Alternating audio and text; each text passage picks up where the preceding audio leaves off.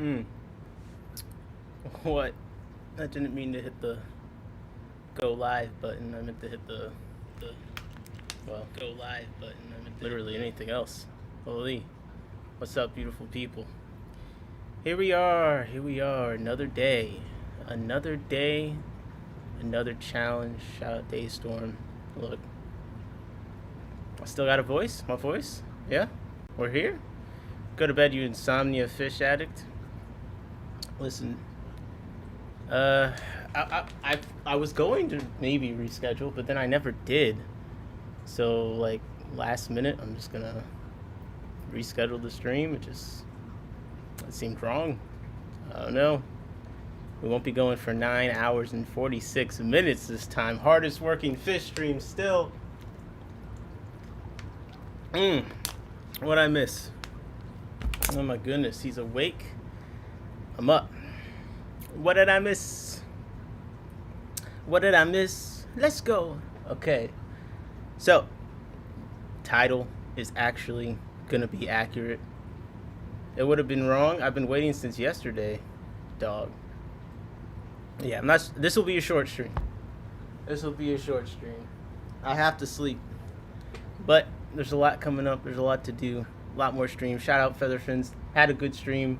Hopefully he's not too upset. Like, usually we do the interviews very free form, but like it was like 6 hours in, and he was like, "Wait, I want to talk about the history of my channel." I was like, "Yeah, let's do it." So, but it was fun. Check them out. Check them out. Jesse said, "Fish room looking good." Thank you.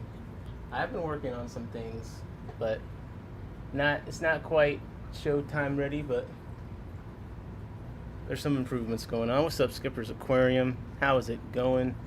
Oli. So, this stream, there's a few interesting things to get into.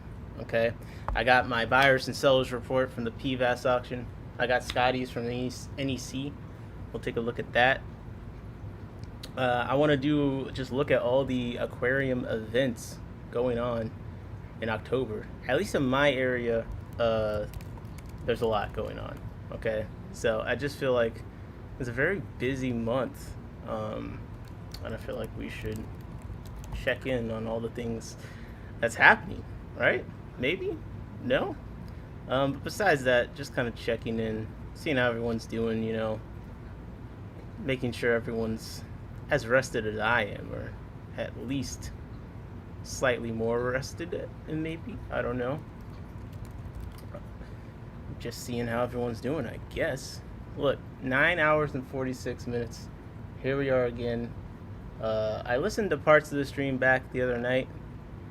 So honestly, it was a pretty airtight stream. There wasn't too much where I was like, oh man. I thought that it was pretty solid all the way through. So, hardest working stream. No one could do something like that besides us, okay? Now, they're saying we make too much content. My health would agree. But my spirit would say, let's keep the grind up. So, here we are. And let's get into some things. And I guess I'll just start with my buyers and sellers report from the PVAS auction, the Potomac Valley Aquarius Society. And my buyer's report is pretty freaking boring, because it's 3 items, unfortunately. So let's start with the seller's report, okay? And take a look at what happened there. Captain, what's up? Net loss because of newts. Jesse, what's up? What is up? Cam was in here. What's up with you? Alright. So, I didn't have a lot of time when I was going to PVAS. So I was a little behind schedule. I decided to go late. So honestly, a few things are a little bit... Like, this is not necessarily the strategy I would go for all the time, but I just needed to like grab a bunch of stuff quickly. So not too much in the way of fish from me this time around, but there's still some kind of funny things that went down. So let me get this thing downloaded. Bam. Do you want to replace? Yes, I do want to replace the old seller's report version. Alright. Here we go. That screenshot means it will appear on the screen in 3, 2, 1. Bam. The bam. And actually, one final for a good measure. The bam. So, here's my seller's report from the PVAS auction. We'll go down here a little bit. Now, this is on my group auctions. Really a pain in the ass to use. Can I get a free fish tank? Sonny said. Of course. Of course. Just send me your address, social security. 1 out of 3 strikes.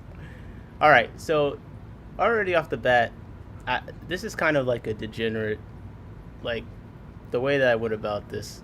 So I brought 3 lots of guppy grass, which is already like, man, this guy's just like spamming lots. 3 lots of guppy grass, but to my amazement, one of them actually went for $12. The other 7, the other 6. I mean, that's not bad for something I just like grabbed and threw into a bag. You know, I can't be mad at that really. Then I did 3 lots of 10 gold-backed yellow neocaridina shrimp. I just got a net full of shrimp. All right, got about 30. Let's do that. And the highest those went for was 35, 30, and then 26. Remember that 35 number because that's going to be relevant for the buyer's report. And on the right, you see the commission after the club gets its cut for each thing. Okay, let me move this up a little bit. I didn't bring that many super red bristlenose plecos because usually there's like a bunch, but I had 4 juvenile super red plecos that went for $28. It's actually more than I expected, so that was kind of interesting. What's up, Fish Fam Link? How is it going? How is it going? Yeah. Man, the Fish Fam, I don't even know how that shit works, I'll be honest. That's a bot, right? Alright, so 4 bristlenose plecos, $28. I get 21. Actually not bad. I have a lot of super reds, so now I kind of wish I brought more. That would have been nice. Then I brought 6 of the young African banded barbs, Barbus fasciolatus. Those actually went for 30, which I was kind of surprised. They're kind of small. I brought a lot of small stuff, alright? I'm not gonna lie. I was just moving fast, so I didn't have time to, beggars can't be choosers, right? Captain said hi, Fish Family.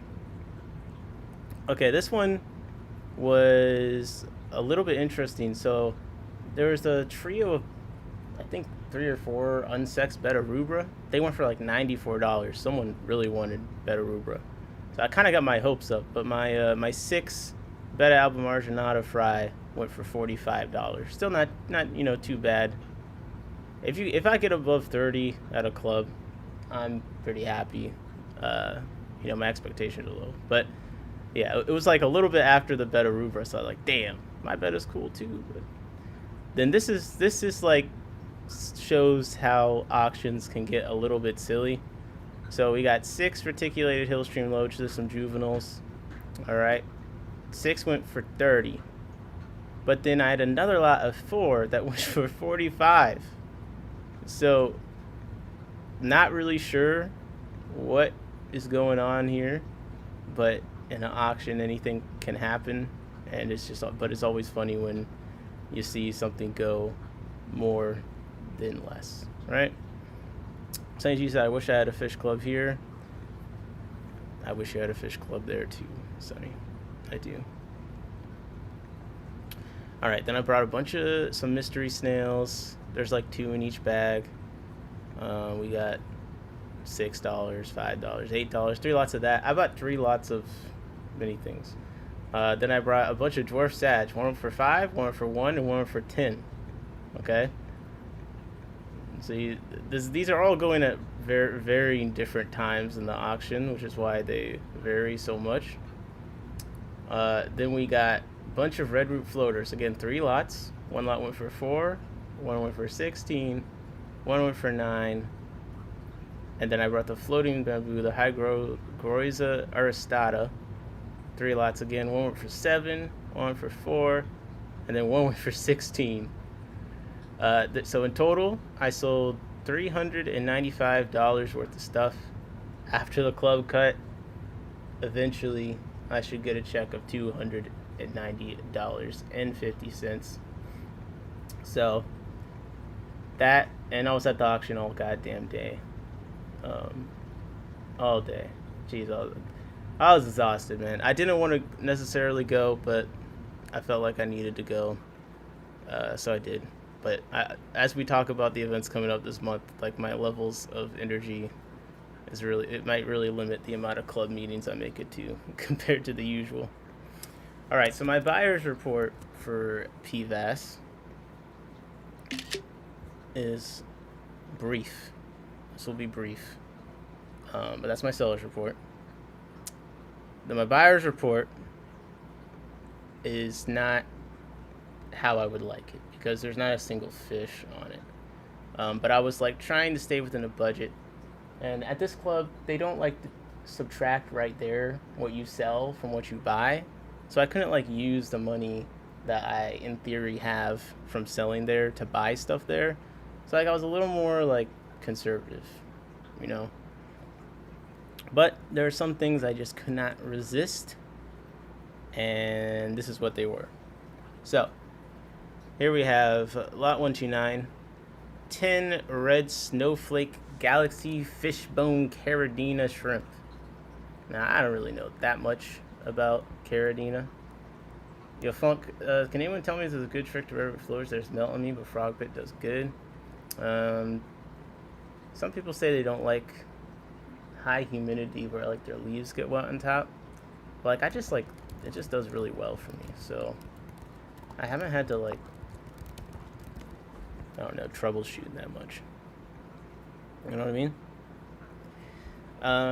But yeah, we got these Caradina, these tiger, red snowflake tiger, red snowflake galaxy fishbone Caradina shrimp.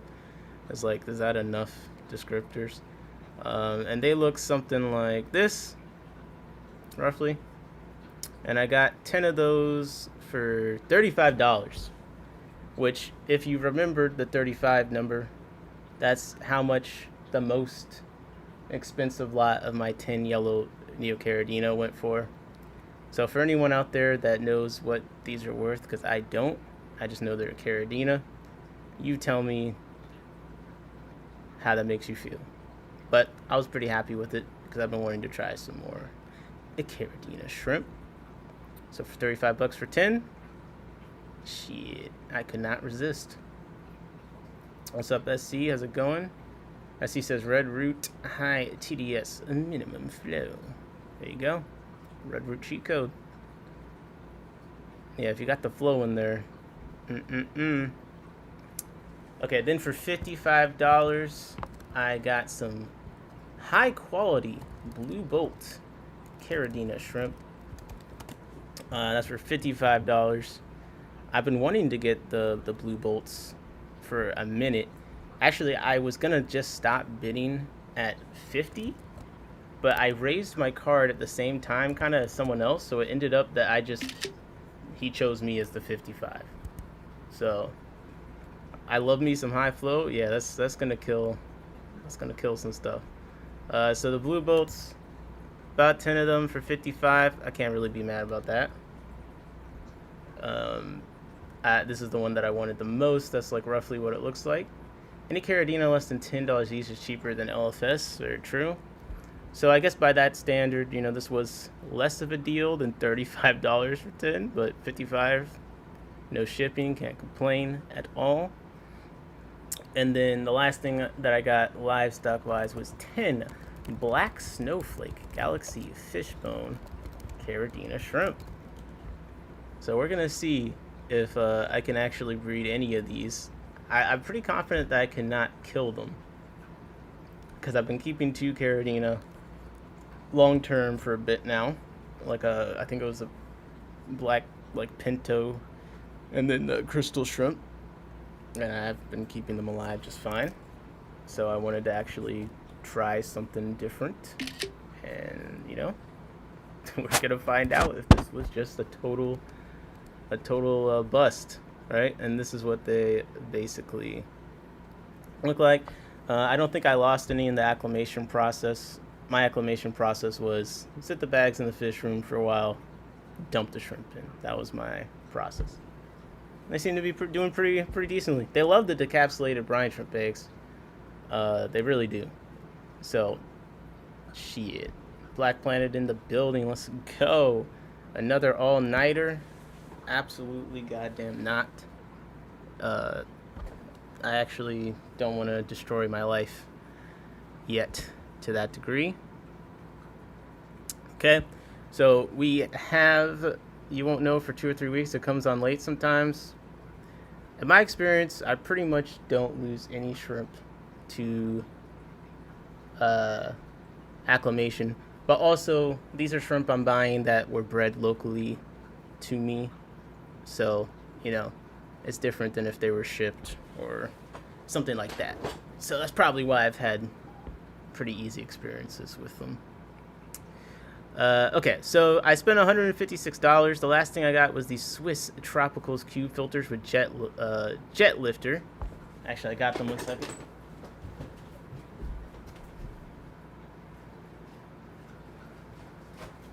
So I've been talking about these for a while. Swiss Tropicals actually has a lot of cool filtration stuff, and they kind of like got the OG air collar situation with the. It's like the OG Easy Flow kit almost. But I've been talking about how I like square filters, so it kind of made sense when I saw them. So it's got a little air collar on it. The holes on the air collar are quite large. Those little black spots, I need to clean those, but you can see quite large air holes, so shouldn't clog up too poorly. Just a nice square thing. And we got the lifter here that can go up and away. So 156, and then if I pull up, no all-night stream. Now I can't bless you with my raspy morning voice. Yeah, that was pretty funny. We streamed so long that Jody was awake and jumped into Discord. Like, that's how you know. So, look. It was, there were some quote-unquote losses, some things maybe if it went up. It's kind of random depending on what time it goes. Some stuff goes at the end, but overall, can't be mad at this.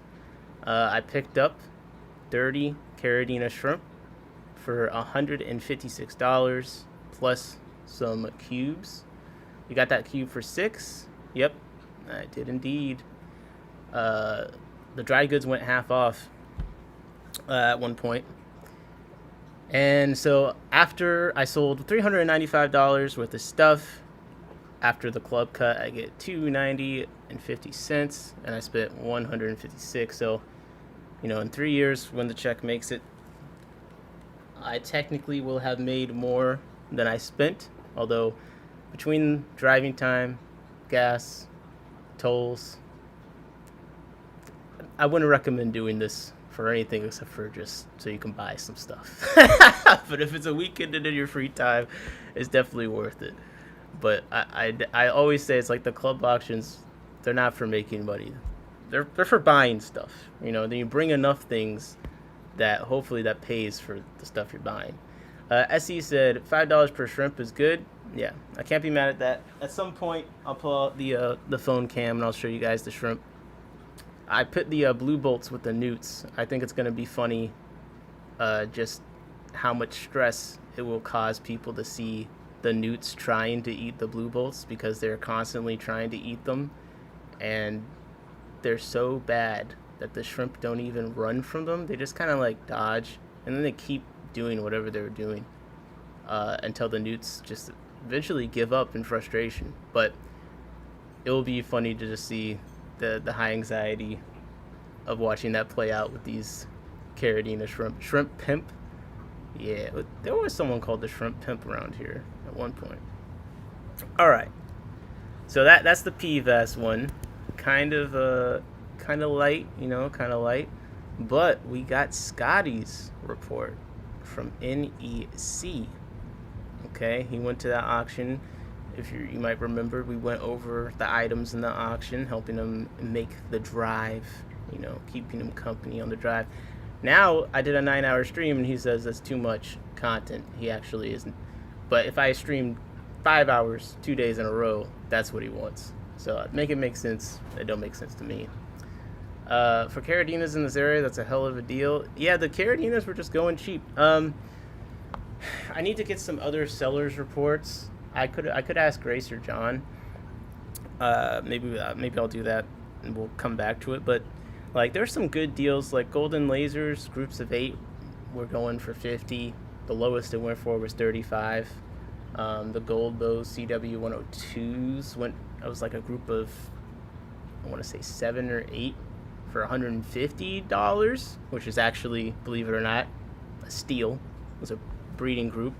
So there was some stuff like that. If I had more of a budget and they actually subtracted what you sold with what you bought there, then I probably would have bought a group of Corys for $1 billion and then, called it a day. Because I'd rather just spend all my money I made there than sit here and wait for the check to show up whenever and be like, yeah, I'd rather just buy fish with that money.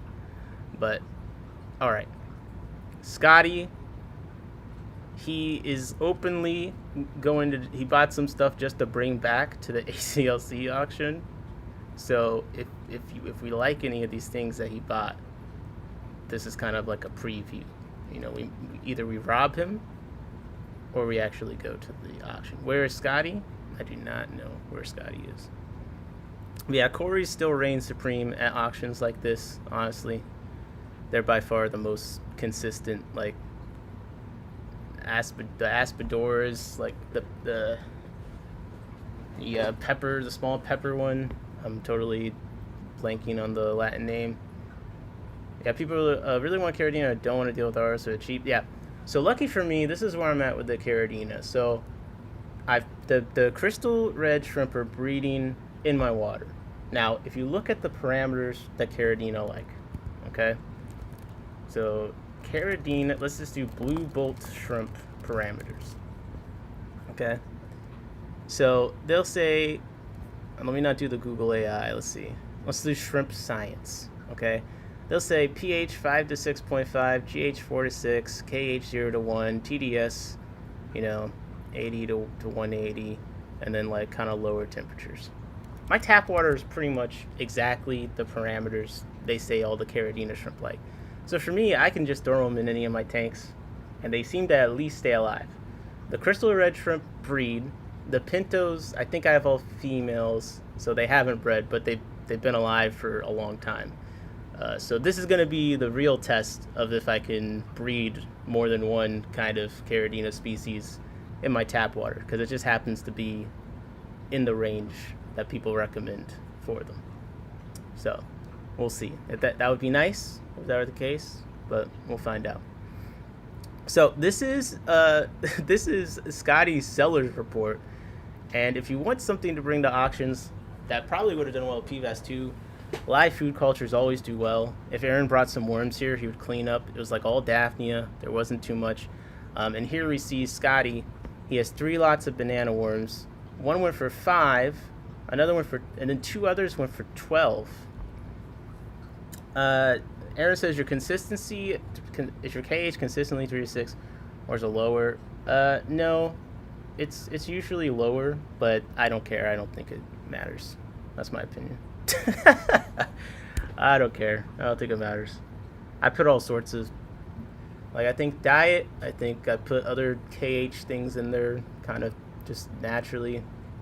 I'm not really worried about my tank pH crashing.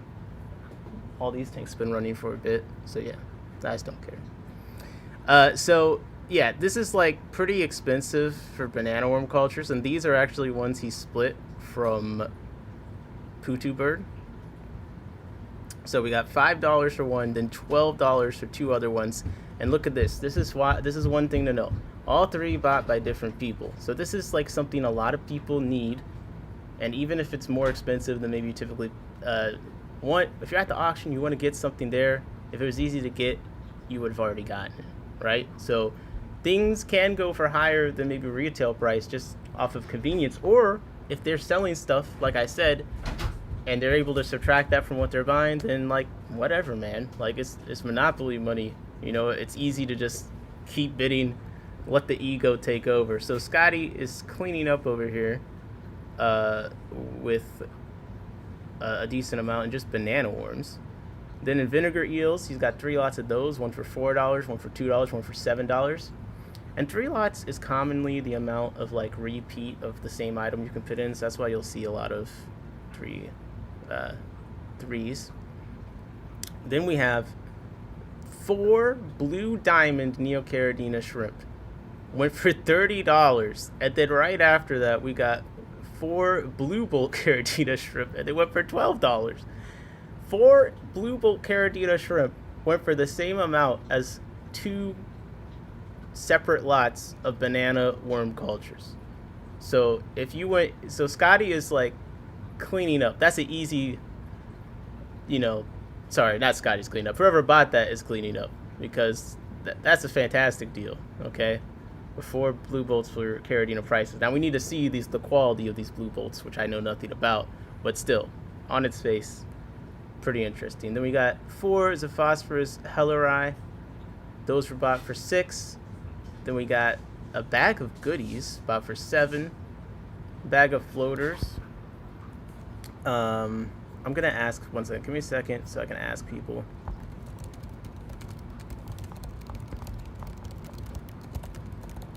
For me to go over on stream, I can just not show any personal info and just the sale prices, buyers and sellers reports. Okay, we need a complete after auction report on this NEC auction. This sounds insane. We can go to the fish auction.fish thing, dude.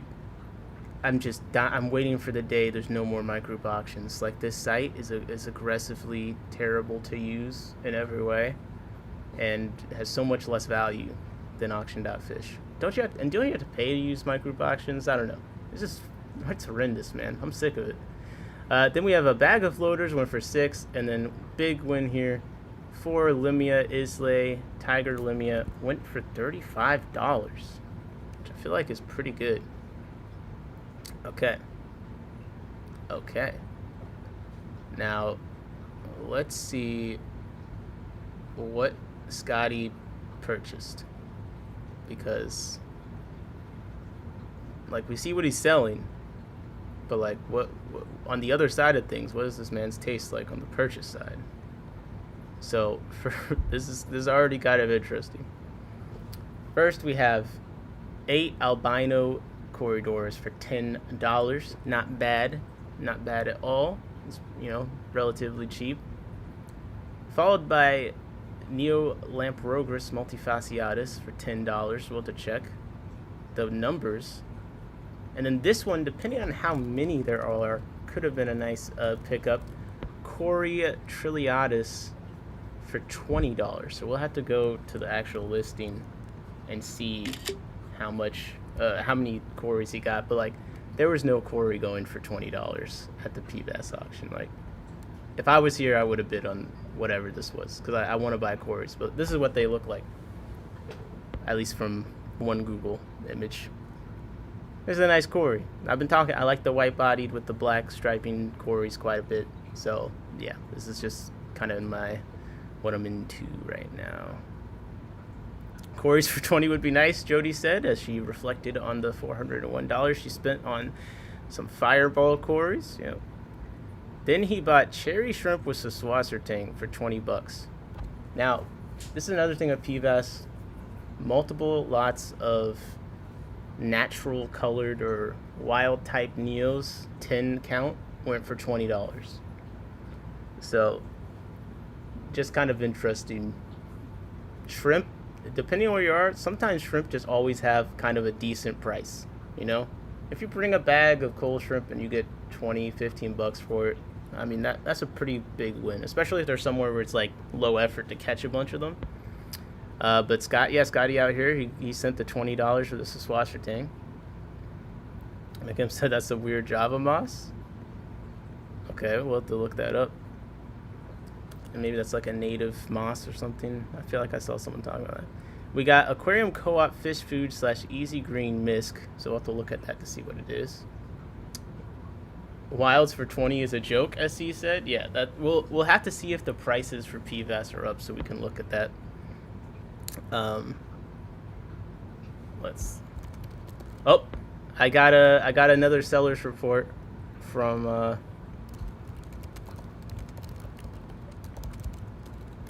I got a seller's report. We'll see if we get the buyers too.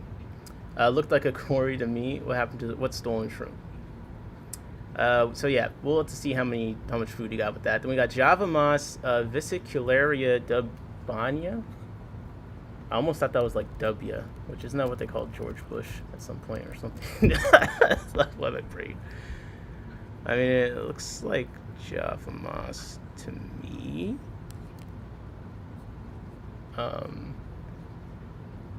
Yeah. Aquatic Arcs has it listed as deluxe Java moss, which is quite tickling to the soul.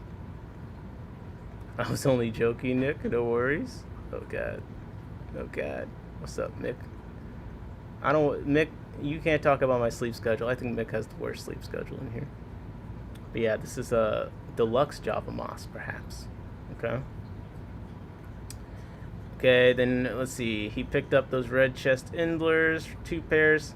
Then he got 12 Neolamprogris multifasciatus for $6. Now I'm wondering what does he want the multis actually, or is he trying to bring them back? Because I'll be honest, they don't go for that much over here either.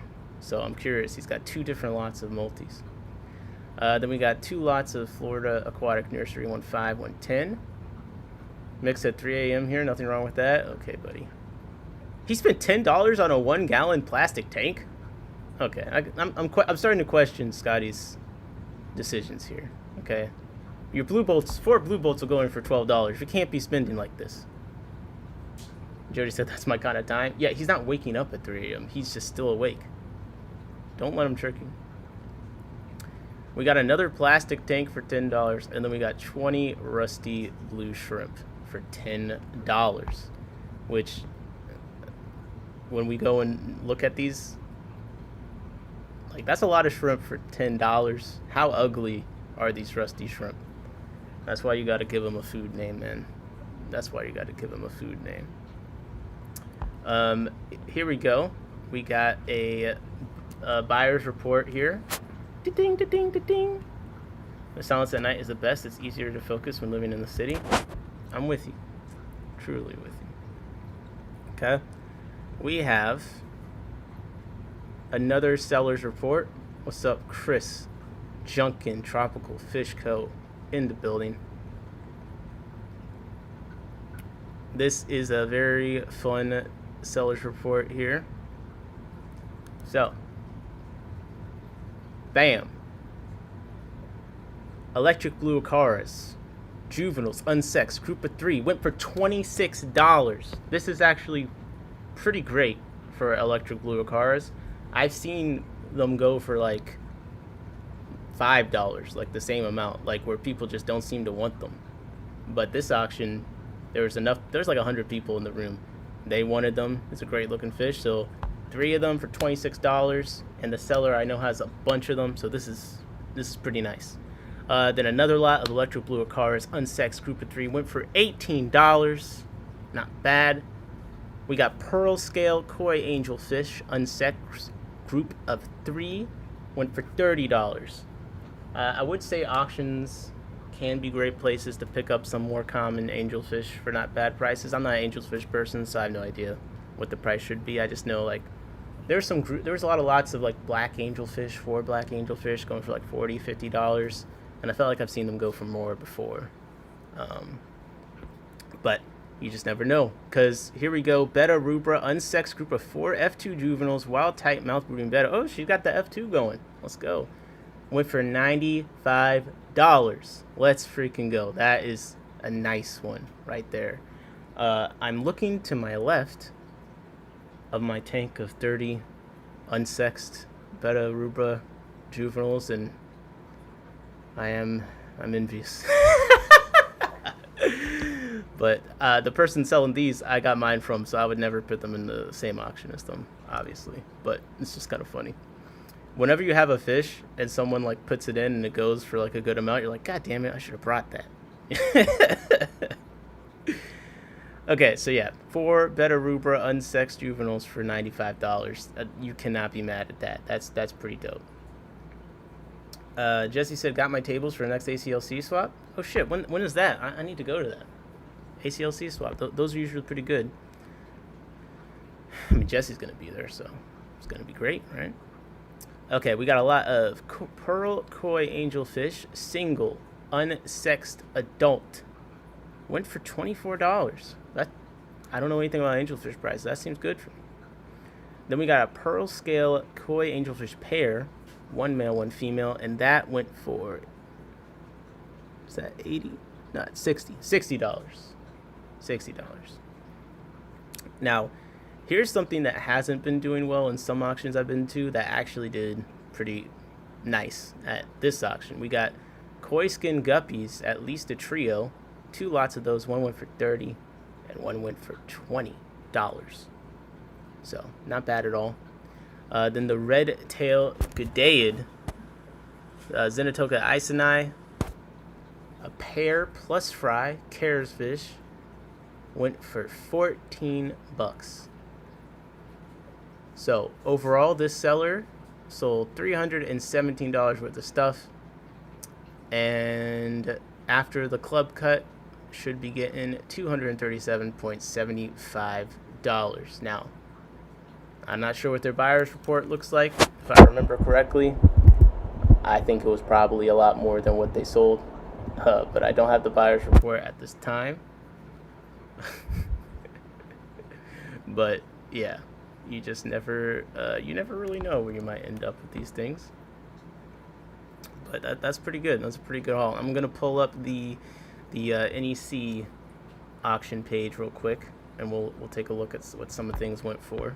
A little post analysis, since it's on a site that lets us do that easily. Give me one moment. Getting the screen capture locked in. Okay.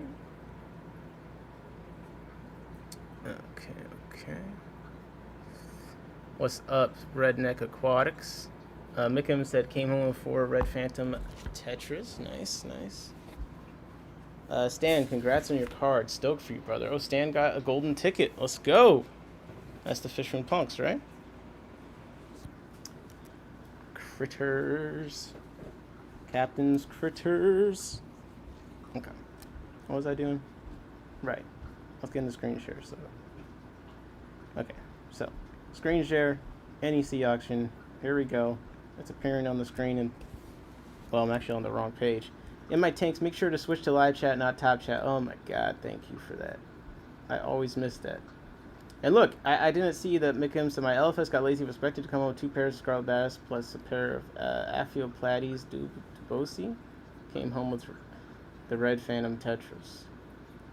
Jody said, I got my EBAs, Electric Blue Cars, from Cheryl Smith. Really the most beautiful I've seen on EBAs. Wow. YouTube filtered those comments out? You guys say much worse stuff.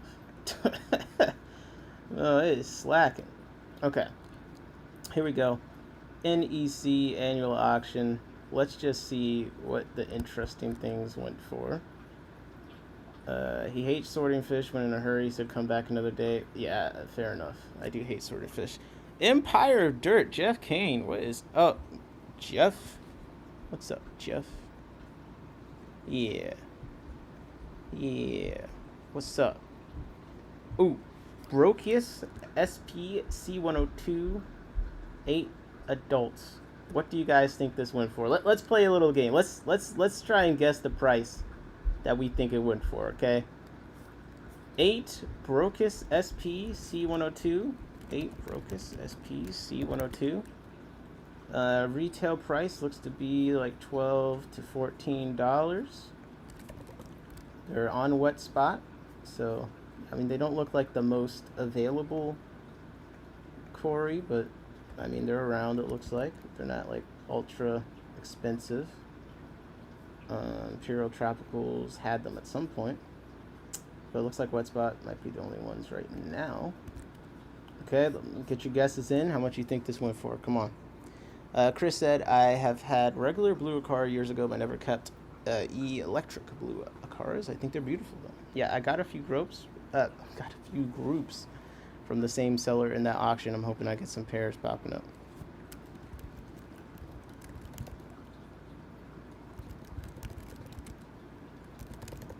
Jesus, I just got the most depressing buyer's report ever.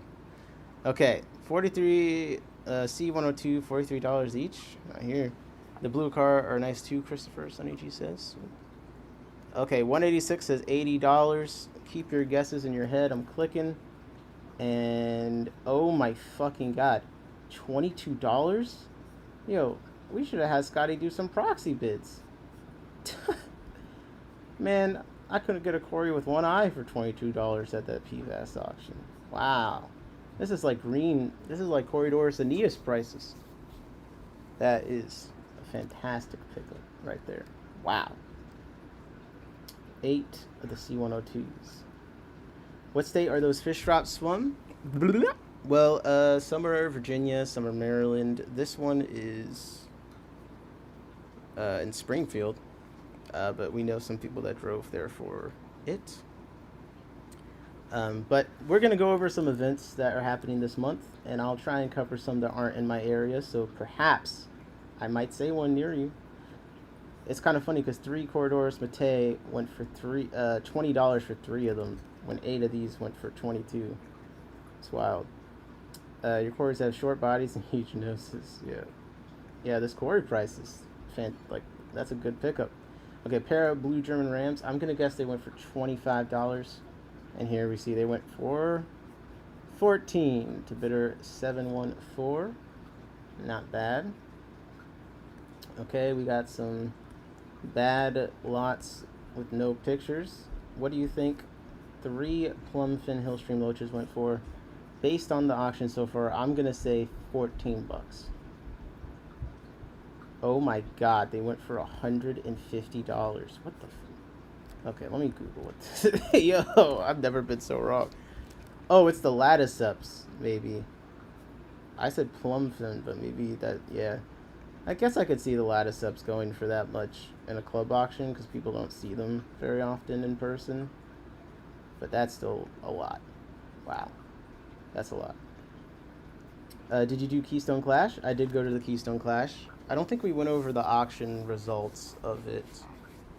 I did sell some stuff there. And I did buy some stuff, so I guess technically you could look at that. As a kid, Mate's Bandicores are my favorite. They're also hard to find back then. Well, could have gotten 3 for $20. You just drove to Springfield. 6 Panda Corys. Those went for $20.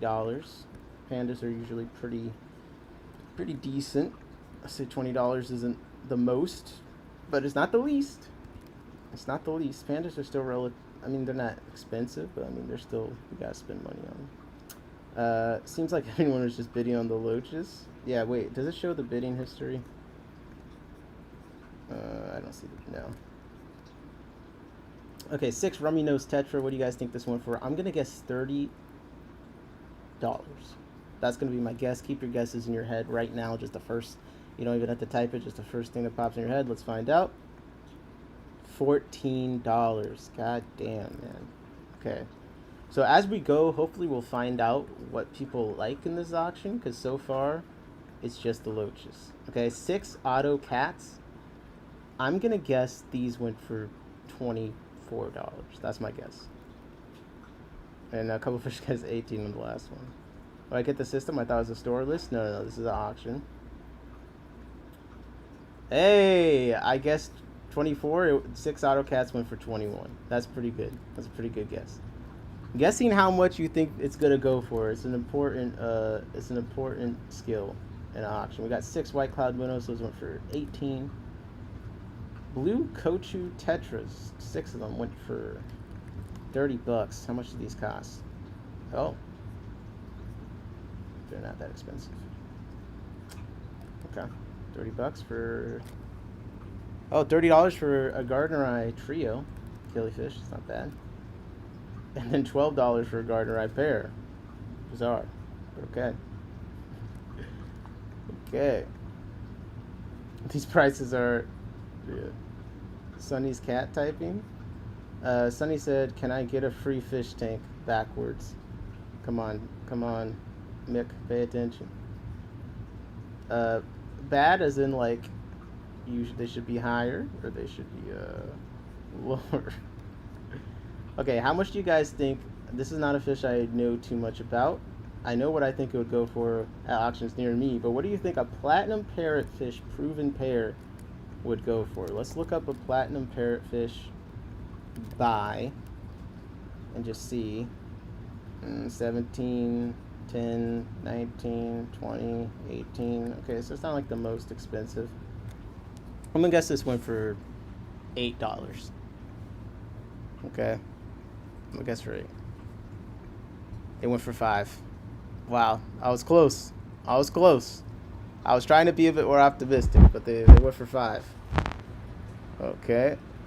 Now, we have a Pearl Gourami proven pair. Now, this is interesting because it's a proven pair. Proven pairs usually do better, but Pearl Gouramis aren't that expensive. You know, it looks like, depending on size, $8 to $15. Don't jinx it, Ben can be here soon.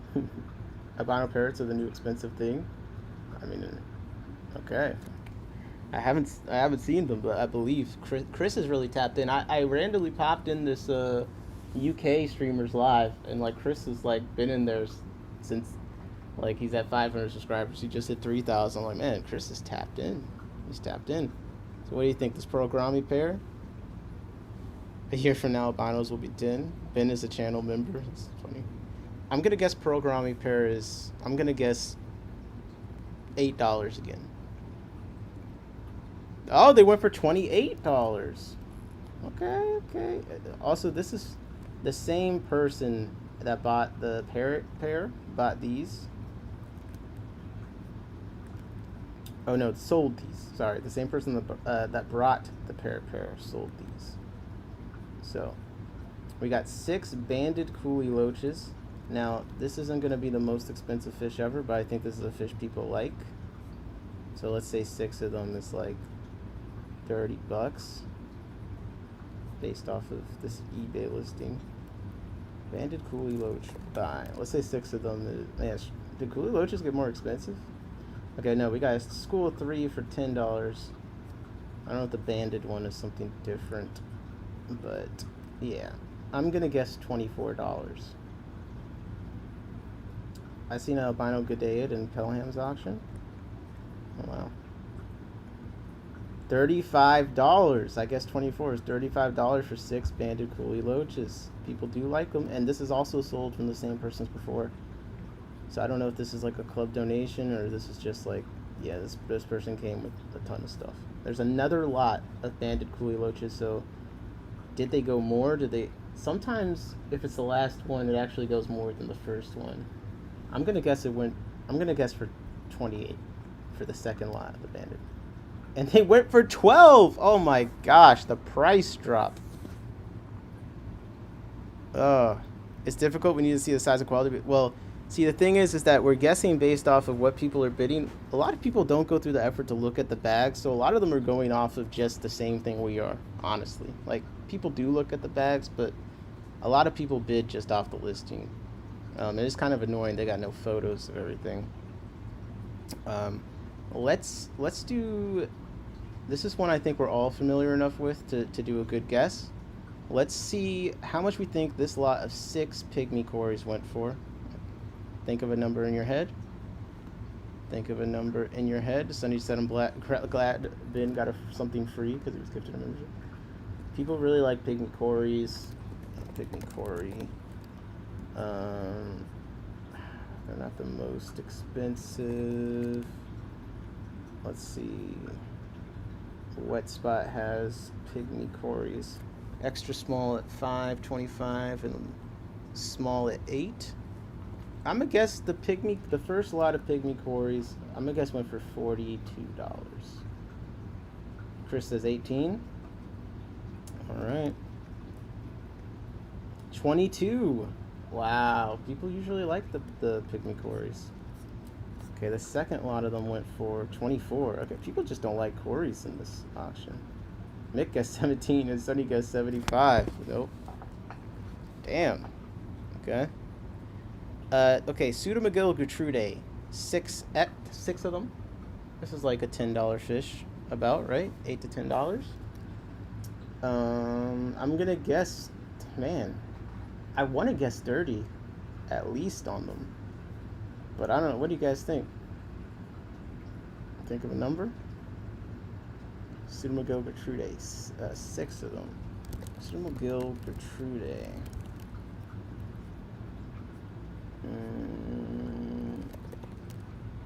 We got a guess from Mick 55. I can't believe how low the prices are. Show me the Chavama sold for 50. I'll go look. 50. Mick is guessing 55.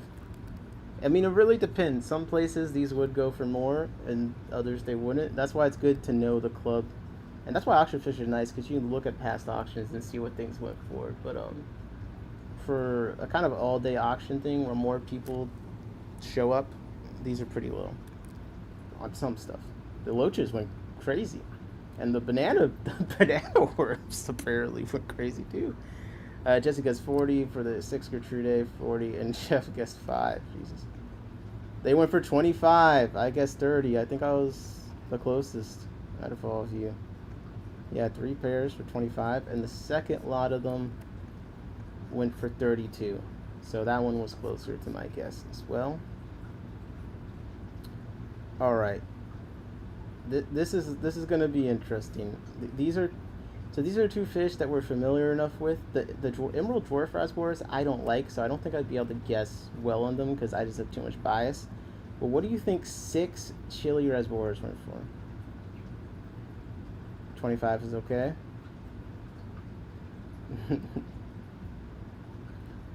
You guys think 6 Chili Rasboras went for $25? Man. Chili Rasbora. Bye. I can't use Aquahuna as a price. Okay, like a $5 to $6 fish. Okay. Do I think they went for retail price, like $30? I'm gonna have to like no, right? But like these could be a surprise. I'm getting 35 from 186. Jesse gets 10. Jeff is guessing 20. Chris is guessing 13. Chris is the only one bothering to put the $ in front. Oh wait, no, SE did too. $12. Mick said 24. Okay, let's see. I'm gonna guess 16. $25 for 6 Rasboras. I think Mick was the closest with 24, but Jeff was close to with the 20. Okay. Not bad, not bad. Not bad. Let's find that Java Moss. I want to see the Java Moss. Just any moss, really. Let me get these all, because then we can search names and just jump around. So let me just get everything, all the lots loaded in. There's a lot of lots. So let's do moss. Okay. Physidens fontanus moss. Okay, we got a photo. Let's see what the online prices are looking like. Get your guesses in. What do you think this went for? If they're not buying fish, they got to be buying plants. That could be what it is. We got a golf ball size on Views plant for $12. Aquarium Plant Factory got them for $10 on this moss. Loose portions, looks like a pinch. Like you're seasoning some salt. How much? We just had this photo as a reference. Wow. 18. $5 golf ball size. Physidens is more expensive here. I'm gonna guess 12. It went for 10. Went for $10. Bidder 37. I was close with the 12. I was close. I was actually close. Let's see. What is something cooler? Okay. Let's do one that could break our hearts if it's too low. Okay? I think that's what we should probably do. So, I am not going to guess because I have no idea what these, like, I don't have a good sense of value, but What do you think this L236 Super White Pleco Juvenile went for? I'm going to wait for a couple guesses. Okay, some people guess 15. 15 on the Moss. Yeah, it's not too bad. Everyone's kind of close on the Moss. It seems like the Fish so far is what were the worst. Jesse, the Super White did not go for $5. First says 100. 100 would not be. I don't think that would be a bad price. Jeff said 75. Okay, let's see what these are. L236 Super White. Okay, Super I got them for 139. Aqua Imports 249. So I could see. Okay, Predatory Fins had them for 145. So we got Jesse said 50. Essie said 130. 60 each. 65. 58. I'm gonna guess 85. Okay. 85 on one and then like 60 on the other. So let's see. 186 guess 95. It should be 25, but people. All right. First one went for $80. $80, not bad. It's 60 below retail. And then the second one went for $75. So a few people actually pretty close there. Jeff guessed 75 exactly. 186 guessed 95. So you guys are pretty close there. One of them I guessed was going to be 80, right? Yeah, that's a good price. I feel like it's not too high, not too low. This is actually just like, this feels like a fair price all around. Like I feel like everyone won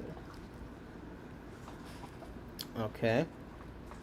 Let's see what else. What else could be an interesting one?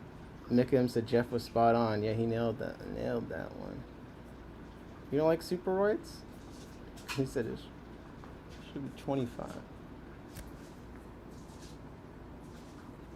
I hear some like. Is that you, Quiddo? Okay, that's Quiddo. I'm like, what is that noise? All right, let's see something else that maybe we can get a good guess on, because okay, here's one I don't know much about, so you guys are gonna have to be the guessers. Damn, Jeff, I wish I was cool as you. Jeff is clairvoyant. Oh my god, bro, really? That's what impresses you? I guessed some right. I got no hype in the chat. This is crazy. Okay, what do you guys think the Sunset Hyphen King Lyre Tail Platy pair looks like? These are platies, light bearers to me.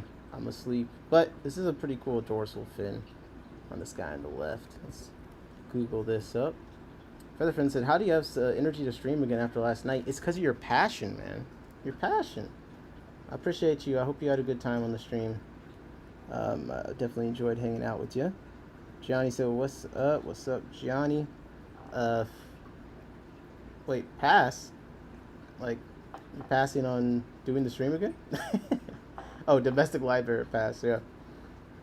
Everyone, what's up? Feather Fins, $10, 33, 15, 40. What the 35. Man, who thinks that these are... Okay, let's see. This is a weird one. $10. $10. King lyre tails are different from standard lyre tails, as the former has a normal gonic podium and can breed regularly. Okay. $10. Anyone guess 10? Oh, Jeff. Jeff guessed 10. He got it right again. What the hell? Oh, whoa. Hold up. We got a $5 super chat from Johnny Best saying GG. Thank you, Johnny. Very nice of you. Appreciate you. Yes, thank you, Fish Fam Link. Thank you, Johnny Besser. Let's go! Yo, this $5 is about to go a long way. Okay. Shout out to Johnny W in the chat for Johnny. Jeff said I'm going to need a lottery ticket. If you get 3 in a row, then this is getting ridiculous. Let me find one that will be harder for Jeff to guess correctly. Ooh, what the fuck? I didn't see this. This is okay. This is a good one. Ivanacar Immaculata. 4 females, 8 males juvenile. Bro. This is one of those ones where like retail cost this is worth so much money, but like the club auctions people only willing to spend so much. Like there's an artificial ceiling even something's worth more. So like this is it's hard to tell on these. Like Chris said $230. Essie said 93. Yeah. 4 females and 8 male. So they have them sexed, which is like a big bonus because if you don't need all of them, you could sell the males, you could sell a pair. But this is, pretty expensive. Let's see, Moonlight's got a pair for 70, a male for 34, and a 35. So singles for 35, pairs for 70. That's actually decent pricing. Yeah, Coachella Valley Aquatics has them for 35 each. Aqua Imports has mediums for 30. Okay, so 30 each. They've come down in price a little bit, at least for online. I think in person stores, they're still a bit more expensive. Let's see. 150. Sonny says 189.16. Johnny says 80. 186 is 180, but also 170. I'm gonna guess one. I'm gonna guess 135. That's what I'm gonna guess. Those were collected by my 2 friends. Oh, that's awesome. All right, here we go. No way. No way. Wow. Wow. Johnny guessed the closest. They went for $70. Wow. Oh my god. That Mix at 600. His guess was 600. Yeah. Nope. Man, you could just go sell some the extra males, maybe a pair. Jesse said, I guess 70. Oh, I missed that. My bad. Jesse got it right. What the hell? That is a steal. Stolen. Jeff said, ouch. Yeah, sometimes it's like a happy medium where as a seller it's like whatever, and as a buyer it's like good deal. Like I think the super whites to me were that, but this is like, god damn. Now it says this is the parents of the. I don't know, like I don't even care how big they are, honestly. Unless they're like dying in the bag, this one to me is stolen. My anybody knows who's selling orange eye Neo Carolina shrimp? I don't. Certain stuff shouldn't go to auction unless you have a shitload of them. True. A daylight robbery. Yeah. Well, this person might have a lot of them since it's a giant group. What's nice is you can look at what the seller brought. So they brought a ton of shrimp, plants, mostly plants. This was their only fish, and then shrimp. So maybe they just bred and they didn't need. Just need space. That's totally possible. Okay. Wow, I would have split that and used 2 lots. That's a good point. I think if it was 2 lots, you could have gotten 60 or 70 for both. Yeah, it's SE said they should have sold 2 trios instead. Yep. Jorge said, hello everyone. I'm going to sleep for 8 hours. I'll be back. I'm sure this will still be going on. Nope. I gotta stop early tonight or I'm gonna really ruin my life. More. Okay. Here we go. That was a big steal. There was a female Ivana Cara Immaculata and oh wait, no, 3 females. That went for $15. Oh my god. Okay, Bitter 186 won that. Bitter 63 won this one. Man, I hope they grouped up. For 3 females for $15. Oh my god, dude, this is just wild. Wow. Yo, Scotty is so fucking dirty for not bidding on these for us. He should have just known. that we wanted them. Okay, 8 gold laser cores went for 35. I didn't mean to reveal that one. I clicked on it. Man. Okay. Okay, this is 6 fry of Kalitawa rainbow fish. What do you guys think? Is this auction online digggg? Fish Cafe, this guy's a streaming savage. You're goddamn right. Maven said, right, Mel? Hardest working fish stream, and at this point, it's almost not even close.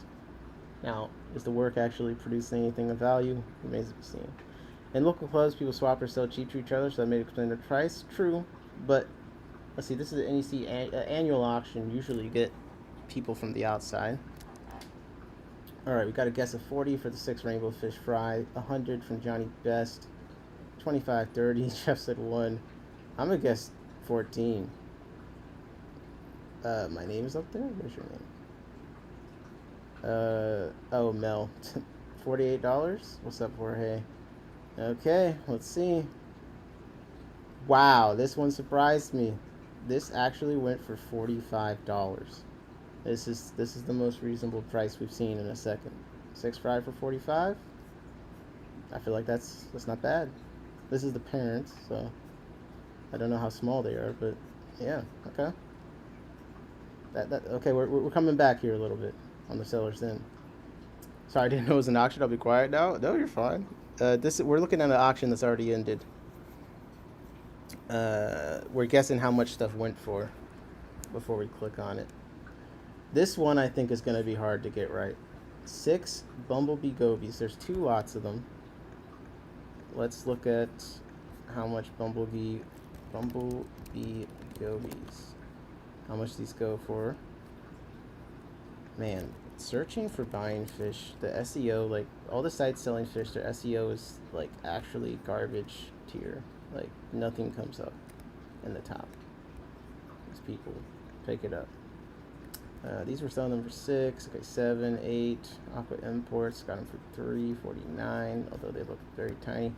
Okay, not a very expensive fish. Nick beat me to it. $40. Said Jesse. Johnny said 10.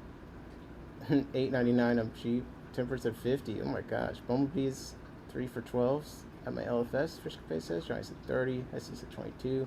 The thing is, people don't see them all the time and in these auctions all the time, so weird things can happen. But I'm gonna guess 20. It went for 30. 6 bumblebee gobies for 30. I'm gonna guess the next lot went for like 12. And yep, it went for 14. The next lot of 6. So when there's 2 lots, I don't know which one. Wait, this said 4 p.m.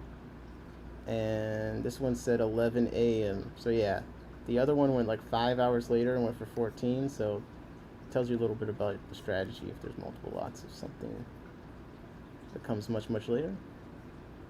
Knowing Nick, he'll clip your guess and say you actually bid for them. Bro, I haven't even clipped anything. Jorge's such a, like, I just want it to be known, Jorge is the only true instigator in FishTube. It's really just Jorge. Do you take pesos? No, but I do take Canadian and euros and pounds. Yeah. Okay. What else do we want to guess here? Okay, this is kind of a weird one. After 4 hours, prices drop. Yep. I'm a professional board person. What do you mean? You dropped 5. You're rich.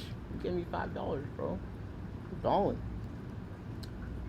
Indian rice fish. Orezias dancing. Okay. What do you guys think? Looks like it might be a group of them. I'm not sure how many. They're not super expensive, but they're a little different. What do you think? Let's just say if it's a group of 6, because the picture is of like 6, so let's just say a group of 6. Any professional poor woman here? Johnny said, that's so fucking crazy. Mighty-less Maven said, hey Johnny, LOL. I'd like to nominate Funk for instigating fish drama. I'm waiting. When's Funk's drama stream happening? I'm waiting. Jorge teased it last night. 13:55. Yeah, I'm with like 16. And it went for $6. Oh man, oh man. And this is the exact group, their breeding group. Well, man, that's kind of. Jeff said, "What? I just ordered them for $7 each." Osiris Latipis variants. Okay, this is gonna be amazing. 20 wild type shrimp. Manana drama. Funk is making drama again. That's what I hear. That's what I hear. You're gonna have to watch the 9-hour and 46-minute stream to find out. You just like comb through all 9 hours 46 minutes. There's some drama gems in there, man. $20, 32, 1 penny. Knew it probably a pity bid. $12. I'm gonna guess $24. I hate that I'm doing it. Damn, I thought they were on the come up. 18 from Beto. All right. Oh wow, actually reasonable from the sellers. Fish by Jackson. 20 coals went for $6. Now in comparison, 10 wild type shrimp went for $20 multiple times at PVAS. Just goes to show you. Now this is at 3:58 p.m. so this is later in the day, so that also probably doesn't help. But ooh, I didn't see these in here. Beta Ocelota Terrakin. I'm just gonna guess this is a pair.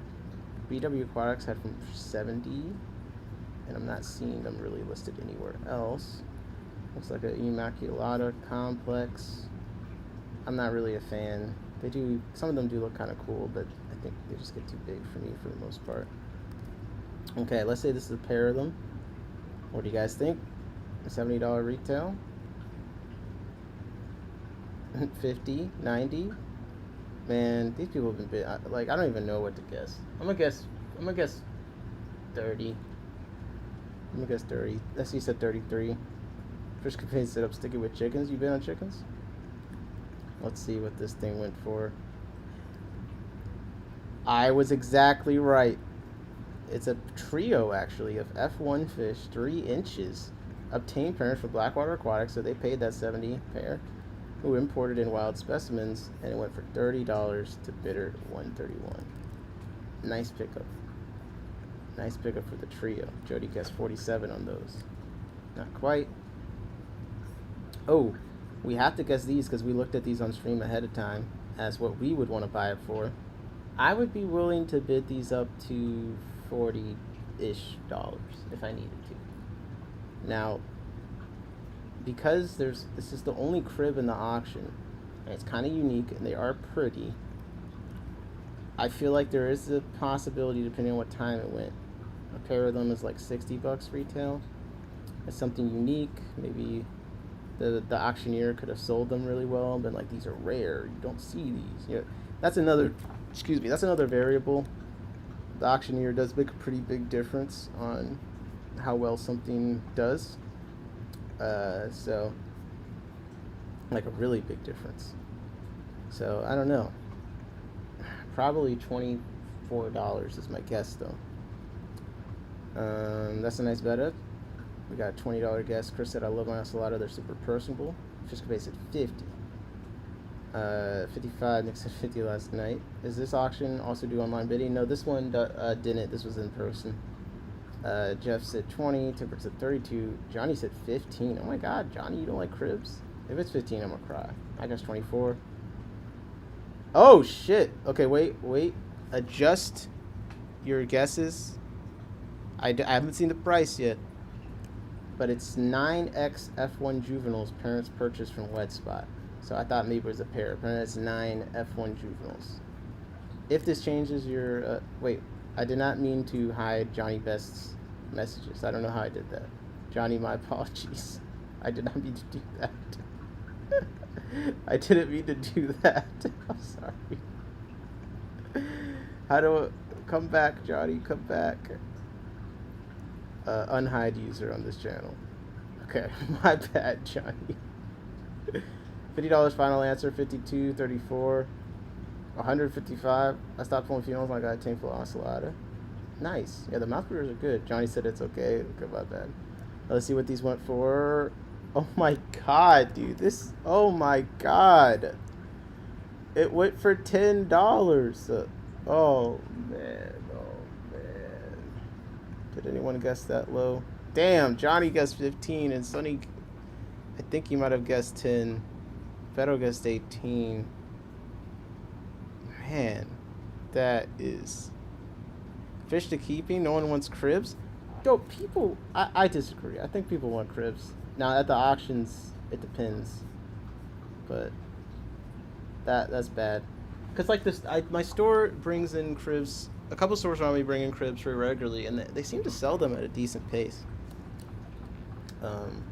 They definitely sell them at a decent pace, and some of them told me like they would take my cribs. Pete Poultry Room cribs for everyone. I do agree for. I 100% agree with that. I 100% agree with. But some of these other cribs, I think people would be into. They just need to see. I believe you said that string was special. I did.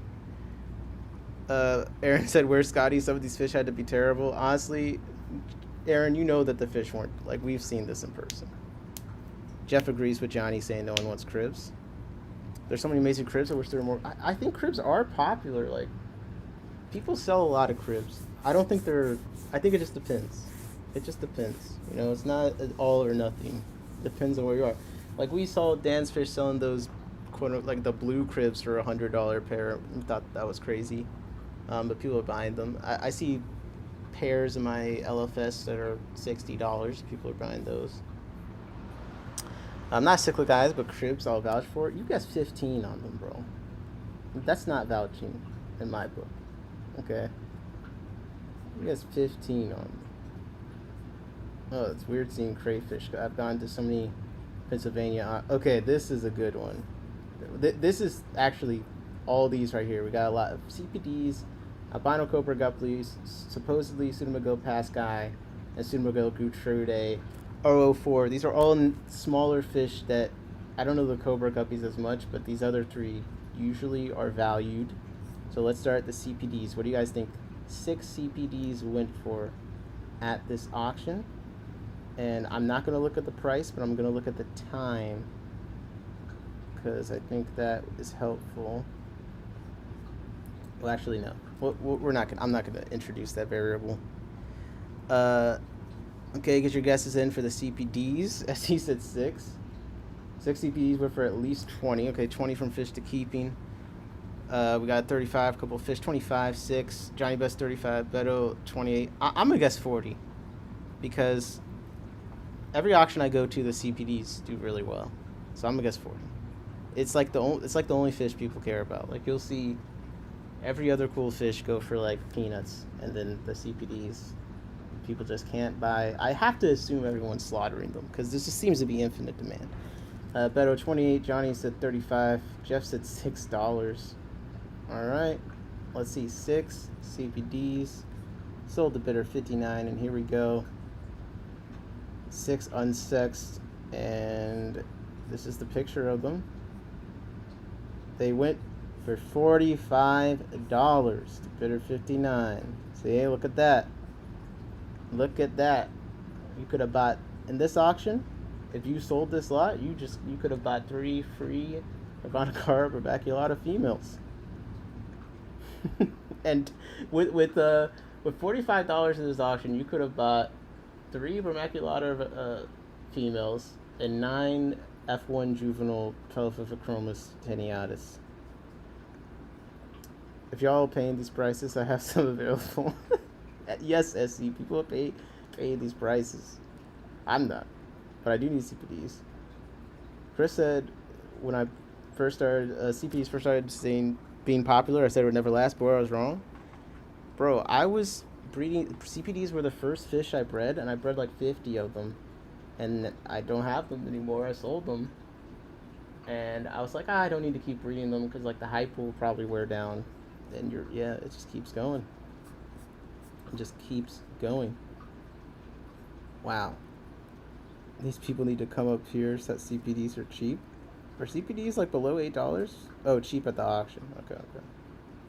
CBD popularity is crazy to me. They breed super easy, live a long time. I don't get it. I think they gotta be killing them, right?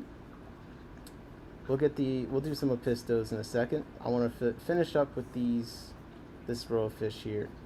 So Pseudomagil pascae. This is interesting because we got this photo, and if you don't know, Pseudomagil pascae is like Pseudomagil luminatus, but like supposedly super rare, or like maybe no one actually has it. So like it's kind of hard to say how much it is. People usually charge more than luminatus for it.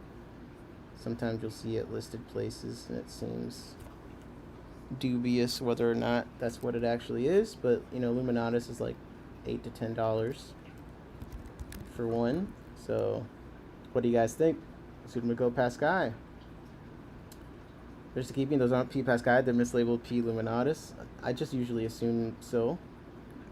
How many? It's 6. Johnny said 45. P pascae isn't in the hobby, they're only recently rediscovered in the wild. Just to keep this in. Okay. So save that money for the $200 pair of Melis on Aquabid in that case. Beto said 15. 36. CPDs are bad from LFS, so homebred is better. True. Jeff said 10. Oh, come on, bro. I'm guessing 20, 24 again. I know I do 24 a lot. It's lots of things go for around there. It's a psychological thing. I don't know. It's usually like 24 or it goes to like 35. You know what I mean? Also, some auctioneers, they go in increments of 2 until a certain amount, then they do increments of 5. Luminos is so good looking, though. I agree. We got 18 from SE, 20 from Temperate. Let's see what the false pass guys potentially went for. Here we go. Oh, man. Egg on everyone's face right now on the screen. 6 unsexed, quote-unquote, Pseudomagil pascae went for $60. You all are looking stupid right now. Oh, looking stupid. Johnny was the best at 45. Holy. Big Steve glass boxes. The best breeder of Nanochromis transvestitis and the hottest up-and-coming hobbyist breeder in the USA just hopped in the chat. What's up, Big Steve? Yeah, it was not 5 pesos, Jorge. $60 for this group. Now, if people did believe they're actually pascae, this becomes something more understandable. But pretty high compared to other things in this auction so far. So, it's only right that the next one we do, SC said that's our LFS's price. Yep, that's pretty much 6 for 10. That's like Luminatus, yeah. So next, then we'll do an Opisto, but we got Pseudomagil Gertrude Aru 4. So this is the Gertrude, the different collections, usually a little bit more expensive. We got Moonlight has it for 12, Wet Spot had it for 15. Let's see what other reference points we have. I see one for 12. Canadian Aquatics, locally bred, $25 Canadian. All right, so another like $10 to $14 fish. 6 of them. What do you guys think? 20? 10% I want to pay too. Aru 436. 36 guess from Mick. SC 40. Fish to Keeping 45. JP Jeffries hitting us with the $30 guess. All right, 55 from Johnny. Best. Okay. Here we go. So 6 of them. And oh my God, Johnny Best guessed it exactly. $55. So these people like the Pseudomagils. We've found something that they want in this auction. They don't want 9 Ivana Carb or Maculata. Those went for 70. They don't want 9 crib juveniles from a nice location. Those went for 10. They don't want 3 Bermaculata females. They went for 15. They want 6 Gertrude Aru 4 for 55. So breed those Pseudomagils. Nick said Johnny Best bought them all. Temperate guess 55 too, unless he typed that later. But everyone was a bit more optimistic on that one. Okay, what should we do? We got a Lamparogris. That's pretty cool. The Ornipinus Kigoma. I feel like that's pretty cool. And we got this Apisto Nanacara, which I don't know what that is. I think that, okay. Yeah, I think this is gotta be mislabeled. When I'm Googling it, it's just showing Nanacara amala, which is what this looks like.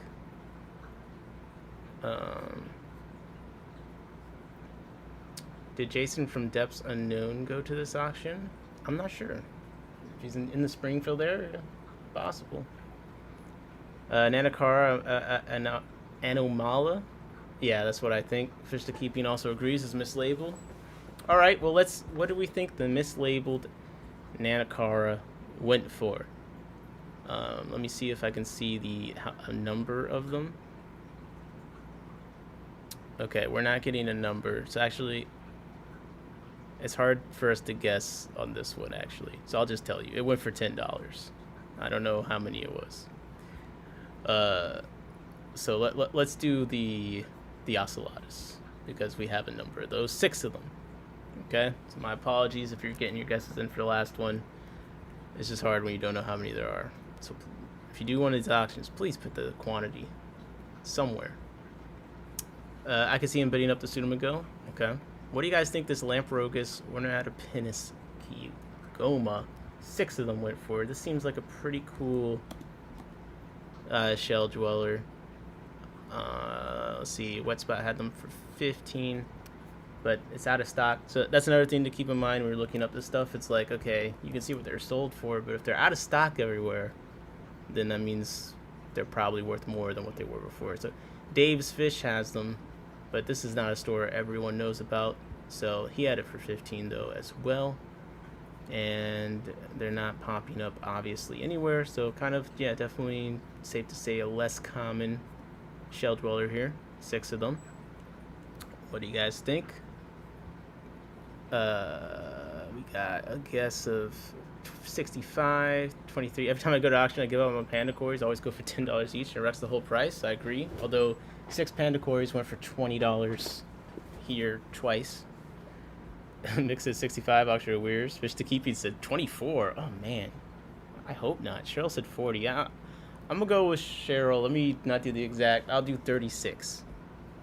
I hope it went for more than 24. But this is definitely, if I was there, this is the item I would bid up, and I'd go to 40 on them. Because I'm getting into the shell dwellers. They're kind of fun.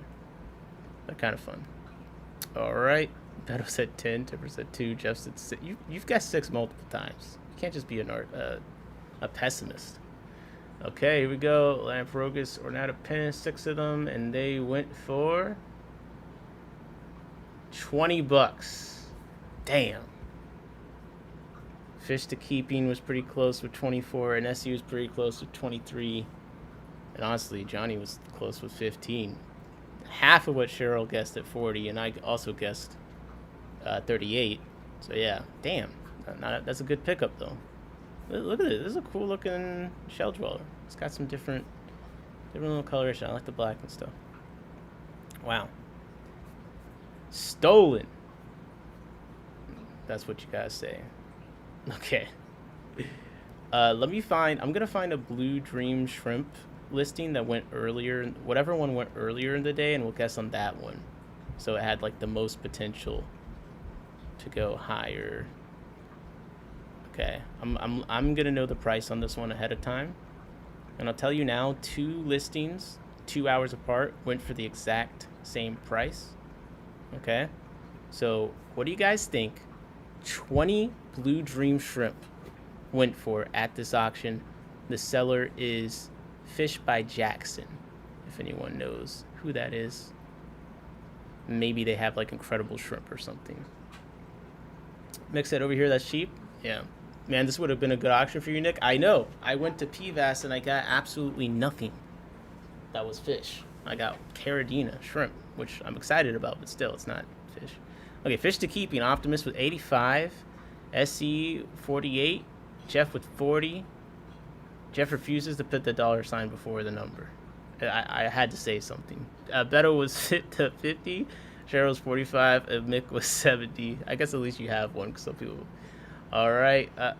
I already know what the price is, so I'm not gonna guess on this one. But here we go, 20 Blue Dream shrimp, and it went for $35. And 2 hours earlier, it went for $35 as well, and another one went for like 20 something. 10%. I'm with Jeff. 40. Well, you're also wrong, but close. Close. So a couple 40s, 45s. That's not super off. 85 was very optimistic. He's got them Dan Fish prices in his head. Come on, man. Club auction. Get together. Get together. Okay, $35. That's not too bad. I wouldn't even be mad as a seller at that, but I've had some pretty brutal days. Actually, I'll show you guys some sellers reports from some other auctions.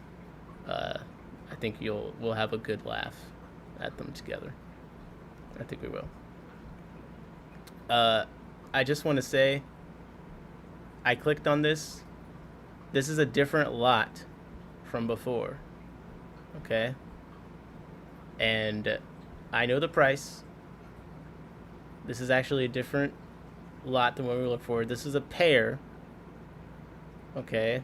What do you guys think these went for? Pelvicochromis cribensis, Dahane F1. We know the retail price is $40 to $60, but retail price is no meaning here. Were there any barbs, Daniel, or Tetris? I'm curious how they did. I'll look for one of those next. I'd pay $2 a shrimp, but they were nice. 24, I guess, from Fish to Keeping. 17 from SC. JP Jeffries with the 80. That's a man that appreciates cribs. 25 from Beto. 15 from Jeff Kane. 20 from Cheryl. 36 from Mick. All right.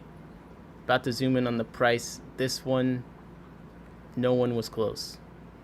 Okay, even if a new guest came in right now, you still wouldn't be close. This went for $2. $2. Now, maybe this was a small pair. I don't know. Even if it was a small pair, give them 5, but 2. I see you came with the late 1 just to try and be a smart ass. People should give 2 prices what they think they went for or what you would pay. Black Player said, I knew. You didn't say anything, man. You didn't say anything. You said nothing. Also, Aaron, if you ever want to, for the stream, hop on Discord and do the auction stuff with me, we can get a call going, because me and Aaron are usually at these auctions in person anyway. That is a fair price, Jeff said. People don't want the cribs are seen as Africa version of the convicts. Man, I wish that my Teniatas were breeding like convicts right now. That'd be nice. Dang, I thought everything was expensive. I mean, this is a club. Club auctions are weird places. All right, this could be interesting, right? This is a fish that... Wait, do we have a number? Okay, we have a number of fish. Okay, rainbow cichlids, there's 5 of them. Now, I actually really like rainbow cichlids, and some stores still sell them for relatively expensive. I've seen them cheap in stores, I've seen them expensive in stores, so I don't really know what price most people would expect. I mean, they're kind of known for breeding easily, so I would say low, but you just never know what could happen. So what do you think 5 rainbow cichlids went for? I'm trying to see if you can even buy them from anywhere that I recognize. They're like mostly popping up in weird stores that I haven't heard of online. Imperial Tropicals had them for 14 for... Oh, they have in stock now. $15 for 1 to 2 inch. 19 for 3 to 5 inch. And for a 5-pack of 2 to 3 inch rainbow cichlids, they have them for $90. Now, they are a really nice looking fish. But I don't think they got to $90 here. I don't want to contribute to the crib slander. I don't know how you can call this fish rainbow when it's just yellow. No, it gets blue on it. It just gets some blue. 37, I pay 5, so it's SC. Tempered with 2, $1 SC. 60 with Jeff, okay. Cheryl said 15. Man, you guys are actually kind of optimistic compared to what I would guess. But I already saw the price, so I can't guess on this one. I accidentally saw it. All right, 5 rainbow cichlids, 5 fish. $25. Come on. Come on. Not bad. 2 colors is not a rainbow. In Tennessee, they were expensive a few years ago when Bob Kaler brought some. I mean, I think we're talking Central American cichlids. They're one of the better choices. I feel like they're manageable size, manageable temperament. They just like eating plants a lot. They like eating plants and breeding all the time. So, okay, someone asked about tetras. So, you guys pick the tetras, and I think we should do a Corey because I'm seeing there's a few nice Corys. So we got Cardinal tetras, Neon tetras, Ember tetras. We have a brass Hyphisabricon Myrmix. Jesus. This is the Fire Ant tetra. This is a fancy one. These got to be 20 in. Moonlight's got them for 20 each. Okay, we're doing that one. I know I asked for your opinion. Put your opinion for the next one. We got 6 Bolivian orange lemon tetras too. Oh my god, there's another. Okay, now we see why the Vermaculata maybe went cheap, because there's another lot of 5 Ivanacar Vermaculata. These went for $42. Okay. Okay, this look at this. Someone just had $1 billion. Or everyone had $1 billion, because this is crazy. Well, price on these. Well, actually, stores seem to be terrible at bringing these in and having them not die. So, this is probably a better breed for retail thing, actually. All right, auction prices seem to make no sense most of the time. It depends. If you turn off the lights, it's a rainbow. Mix, I agree with Black Planet. 2 colors is no rainbow. Okay, what do we think the Fire Ant tetras went for? 6 of them. And this is a picture of them. They look like they're a decent size. Jody said, agreed, JP. Just because you spent a lot, you know, just because you're salty about all these people bidding you off of the auctions, Jody. It just doesn't make sense to you. It doesn't mean that they're wrong. Come on. Fire Ant tetra by... Yeah, we got 20 here. We got 0.5 to 1 inch ones for 10 at Imperial, but they're sold out. And Wet Spot sold out, so they're not super available at the moment. We got $30, $15. Mirror Mix, $80 mix it. Rainbow Six have a rainbow iridescence, have the ability to change colors quickly depending on moon and stress. True. No, I think the rainbow cichlids, like, they're really pretty. Temper's at 20. Bro, I gotta guess 45. Like, please. No, let me be realistic. It's like 32. It's like 30. If I was bidding on it, someone would bid me to 45. That's the problem. I'm perfectly happy with my bid. Temper's at 20. Sure to keep his at 24. Alright, let's see. I don't think... Oh, Fire Ants don't look good in person? Okay. They went for $40. Let's go. I guess like 32. I did, man, I should have stuck to my 45 guess initially. Dennis bid against me on some ants. I quit at 120. Jesus. Stan said $1 million. Not quite. Not quite. Okay. Let's do something fun here. Quick intermission.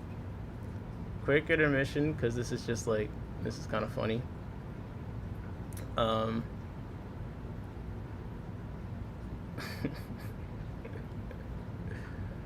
my gosh, man. Oh my gosh.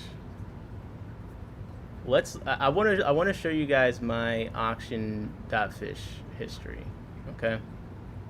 Real quick. Let's get a peek into my world. Stan is at another level, not gonna lie. 1 million. We're not going to linger on it too much, but I just wanna go through some, and I have my Keystone Clash. I didn't bring too much there, but I have that on there too. But I just want to show you guys my auction fish seller history for context in the future guesses that we're doing. Okay. Gotta get it on the right tab here, and then we can get into things a little bit. Let's see. I've learned over a few months that Johnny is an encyclopedia of tropical fish in his brain. Very true. I'll talk to him for a little bit. I don't know, man. The only Tetra I like are the Caste. Those are going to be in auction in the area coming up. We do need to talk about the events and stuff. So I might have to get to that. We had to get right to that. I am having a hard time finding my freaking... Do all male Funnel Pancha Gardener get along if kept alone in 10-gallon father and sons only? That's an interesting question.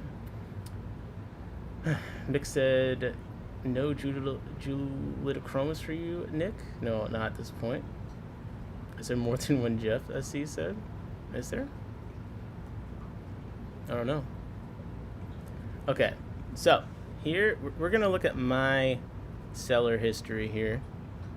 And I've done a few auctions on this account, so we'll be able to see a bunch of things. Fishy Kimi said, H. Coste is bleb, but they school super tight. And Joey said, Johnny, I'm going to need you to implant your knowledge directly. That sounds dangerous. So, here we go to the Keystone Clash. I brought a few things. Okay, so I brought a bag of bladderwort, which is a carnivorous plant that's annoying as hell. That went for 4. I think it went at the end. A bag of red roots went for 10. A single reticulated hillstream loach went for 14. Then a single loach went for 12. 6 Pseudomygale luminatus went for 32. 6 of the African abandoned barbus fasciolatus went for 10. Then, see, these are the only things that have been saving me in auctions recently. These yellow shrimp. 10 of them went for 32. 10 of them went for 28. Then we got 3 lots of the aquatic isopods. 1 went for 18, 1 went for 12, and 1 for 10. Those went at the very end of the auction, pretty much, if I remember correctly. Okay? But I have some seller history from previous auctions. If you want to see some true pain, the August ACM meeting, and again, when doing the club auctions, it's like, you know, expectations are low, but there have been some low ones. So here I have my 6 Panda Cories for $12. We have 6 Corridors Aeneas for 12. We got the next page.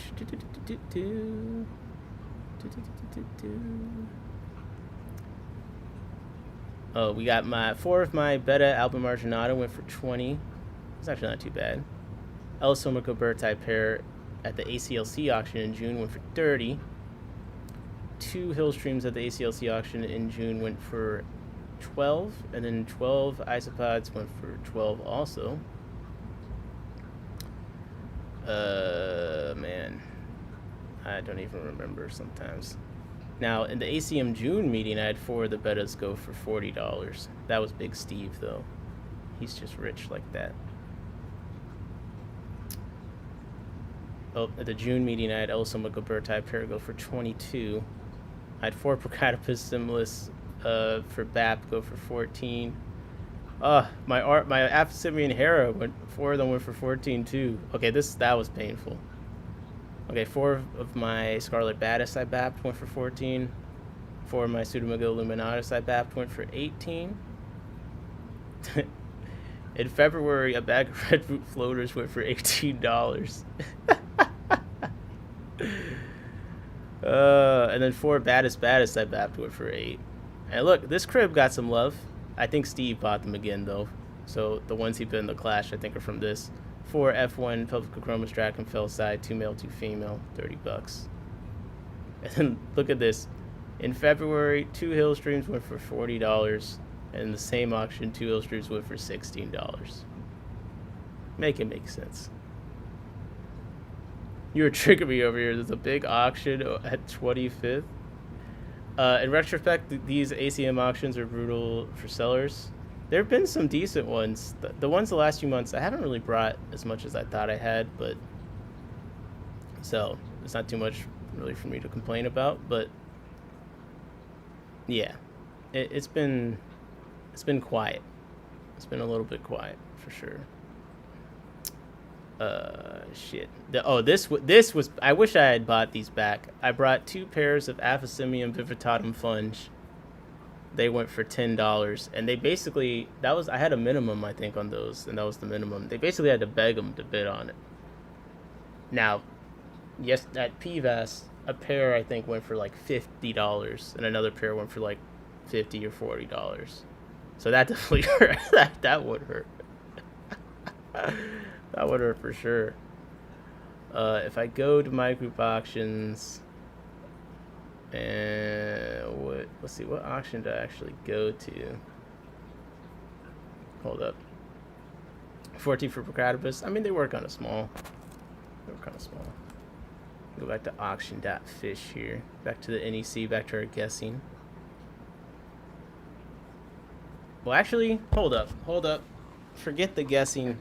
It's getting late enough to let's talk about some of the events coming up.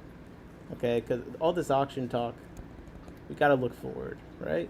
We got to plan. We got to use this new knowledge, this new market research to plan for the next one. So, aquarium events, a lot of them happen on the weekends. One thing nice about auction.fish is the auctions, just all the auctions that are coming up are listed here, right? So it does make it easy to just organically discover auctions, because they're just listed here and you can see where they're at when they're at. So we can see this weekend, October 9th, actually is the TFCB auction. I don't even know what that is. And then another thing is useful, you go here and it shows you where it's at. So this is in Vermont, apparently. Okay, let's just join the auction. Okay, it hasn't started. They don't got anything listed, so it's not looking good. But this is one way to see where auctions are coming up, at least that are run on this site. In my text, I didn't hear you call any prices for Medaka. Oh, let me go back and see. We did there was one rice fish in the auction, the Indian ones. Yeah, hold up. Is there Medaka in this auction? That's one a price that I should not I should not guess on. Okay, we got one lot in the NEC auction. Hold up, get your guesses ready again. Hold up. Platinum Medaka. I'm not seeing how many there are, so I don't know if we should guess on that one. I'm just gonna guess that it's a group of them, like 4 to 6, because who submits one? So yeah, okay, what do you think some Platinum Medaka, let's say it's a group of 6, win for? There's no description, and I'm not seeing a quantity, so we're just gonna use our imaginations. They're using the Aqua Addiction photo, so this is a low effort listing. Captain said 40. Next, I ordered 3 of those platinum here, $7 each. I know it's hard. Incomplete information is hard, man. It's really hard sometimes. $50? Oh man. I haven't seen rice fish go for $50 in a minute. I'm not gonna lie. 6 of them, $7 each, $26, JP Jeffries. A lot of the rice fish in the auctions, to be fair though, don't really look that great in person, and they use stock photos, like, Captain, do you mind if I show a photo of the rice fish you posted? I won't say anything about them, just like I'll use it as an example, if you don't mind. Jeff's guessed 10. It should be against the rule to use other people's photos. Well, at the very least, it does say here the photos from the internet, so at least they're not like. But it would be nice if everyone went through the effort to use their photos. Now, I think photos are important because, again, people do look at the bags, but a lot of people don't, or they forget, or the photos drive a lot of bidding. Now, sometimes people go for stock photos like this, but honestly, even lower quote-unquote quality photos that show what the fish look like more accurately could be way more useful. So, like, for instance, if this photo I'm about to put on the screen came up in the auction, I think it would get bid up a decent amount. Okay, because you can see the top of the rice fish better, right? And you can see that it's shiny. So this is, you could talk about them if you want, build up some hype. So this is some of how many generations have you done? Captain has been posting in the Discord about these for a while. She's been working on these Polar Sky Medaka that I've been really liking the look of. And I just think with the rice fish people, like they don't post enough photos that show the top or just the sparklies. If there is sparkles on the side. So you said 9th generation. Yeah, so like I think that even just like having your own phone photo would be better in many cases than using a stock photo. Like just something that will show what the fish looks like. I don't know if that's too much to ask, but to me, I would bid on this rice fish happily compared to this photo. I mean, it's a side photo. Unless it's something that's been bred to be viewed from the side, which not many are at this point. Like, yeah, you're not going to get too much. But these went for $10. Chris said, Beto, they're not lame, they're cool. Because Beto said, that's that lame. Yeah. No, it's fun. It's pretty fun. So one big event that's happening this weekend. All right. And I'm going to pull it up on the screen. But one big event that's happening this weekend is in my area. And it is the Capital Cichlid Association group meeting. And there's a double speaker feature. This is this Saturday in Montgomery County, Maryland. And you might recognize some of the people speaking here. Let's get in on this. So we have a double speaker. We got Zinzo and Maddie Garcia. Zinzo from Co-op, and he has his own channel. And in the description we see October's meeting will start with Maddie Garcia visiting from Uruguay, who shares adventures. The Uruguay Fish Tours, offering unforgettable fish collecting experiences. All right, collecting talks, always nice. And then Zinzo will be doing his My Aquarium Journey, where it's led me. So this is a talk he did at the Clash. I didn't see it there, so if I make it to this, then I'll be able to see the one I missed. And then they're closing with the mega auction and raffle extravaganza. And you know what that means? That means we have some auction items to look at. It's a little bit early still, but, you know, just so if we do a breakdown stream later of what things went for, we have our initial guesses. Chris said, I used to go to Capital Area cichlid meetings as a teenager. My dad would drive me 96 miles each way. Oh my God. That's pretty cool though. That's pretty cool. It's sad for the seller. Captain said, I have 250 fry that need one more coal. I only want to sell 80 to 100% lame. They're just under half an inch. Yeah, I can't wait to order those. King Nino Hudcast 44. Nope. Do you collect the eggs or just leave them with the adults? Mix asked Captain about the rice fish. So there's 5 pages in my group auctions for this, and this is this Saturday on the 11th, so the double speaker. But then we have to have an auction. We got large Bulgarian seal point angelfish here. We got 3 male albino Congo tetras, kind of interesting. Hysophores nicaraguensis, a pair of peaceful cichlids with vivid color. Don't you love the photo sizes on this website, and how you can't like go to each individual lot nicely? Oh man. Okay, so Swassertang, Ginga sulphurus, tie-dye guppy colony, very hardy strain. Captain, do you have any other lines you're working on? So Captain has that line, and then Captain has the black Medakas. I just know because I bought some of those from them. I'll have to show them on stream sometime. But this is the website listing photo of the black Medaka. And in the Discord, they post their egg hauls quite regularly. So, has a lot of Medaka, if you haven't noticed.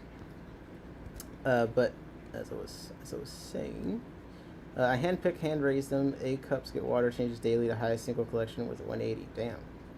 Mick said you're not ready for the amount of coolness selection Captain goes through. Okay, Captain Stranger, Polar Sky, Polar Night, and Orochi Blacks. Yes. And it has a couple of generations, like a lot, well, 9 on the Polar Sky. So really working on them quite intensely. So we got the 3 albino Congo tetras and then a group of female Congo tetras. So they split the male and females. One's albino, one's normal. Seems like you should get both. Mick said, nah, I'm used to killies. Okay, we got some choy wood, we got some food. Come on, what other fish we got? Okay, electric blue cars, 2 lots of those in here. Another large Congo tetra group, 3 males, 5 females. Better Rubra. A group of 6 Osteogaster Venezuelans. Orange Venezuelans. And then some CWO 10 orange laser cories, 8 juveniles. That should be a good one. And then Hoplosoma has habrosis. That's the one I was trying to remember earlier. 6 of those. Okay, so some cories make it in here. If Fish and Friends, the LFS in the area, Pennsylvania, they donated a bunch of lots that are pretty nice. So if we're speculating on things to bid on, I think it'll probably be some of these Fish and Friend lots. Because, man, when the stores donate their stuff, man, it could be pretty sweet. So let's see. We got 6 yellow polka dot Rasboras Boros micros. Some kind of chili Rasbora. 3 spotted dwarf minnow. So it's like an uglier chili Rasbora. Okay. A pair of Apistogramma Hongzloy. Czech Republic bred. You gotta love the Czech Republic fish, man. They did a great job on those orange Australs that were going around. And the Apistogramma Hongzloy, that's a pretty nice pista pair. We have 6 black line tail tetra Mocha Hosea Caste. 6 of them. White Spot has them listed for $9 each. We got a slate pleco. Jaguarib. Suited Cistrus Jinsa Tiger. Okay. And there's minimums on that one. There's a $25 minimum. Good for Fish and Friends putting some minimums on. SE said, I've never seen that Rasbora. Hey, make the trip. Captain said the Medaka get cold at day 1 for base color, then at 1 month for body shape, then at 4 months for additional body shape / color cooling, then a final cold when their lame pattern fully comes in. Yeah, it's a level of patience and detail I don't quite have. Mickam said, I am too. Captain's working hard on our strains, not just collecting. Yeah.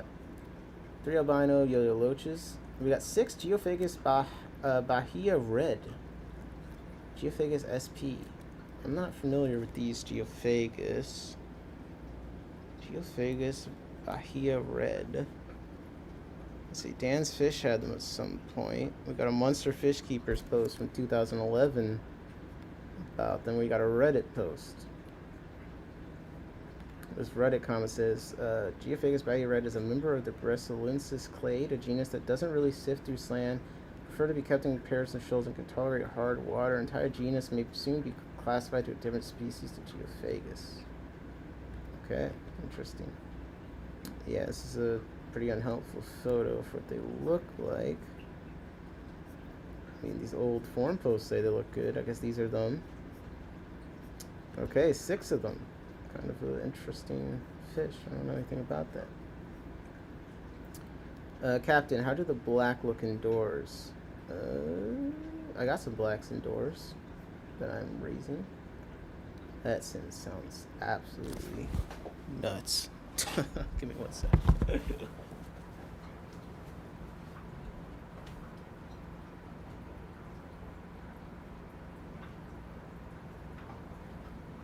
Man. When you're talking about fish, bro, Sorry, my red Hongsel are growing out. Looks like 18 males and 2 freaking... Jesus, how many... Why'd you get so many pistols? Or I guess you're breeding them. Still. I got some eggs from the Epistogramma Gizia Alecture from the Clash. Looking at them now, I don't. This female seems incompetent. I don't have high hopes, unfortunately. Bahia Red gets so big that they compete with Savini and Alterfrons. Interesting. Bolivian Rams look more like Geos than those. Yeah.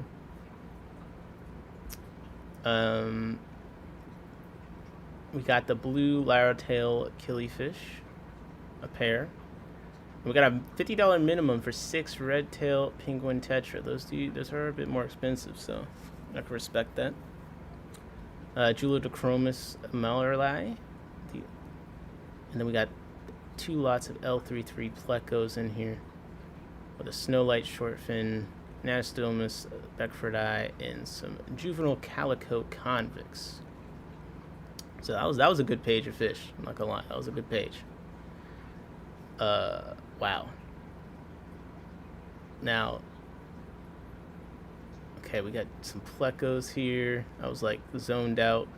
Bamboo Slate Cave. We got a short fin Snow White, Green Dragon. We got 4 juvenile Neolamprogris gracilis. Man, these all kind of look the same to me. 1 male adult Atolamprogris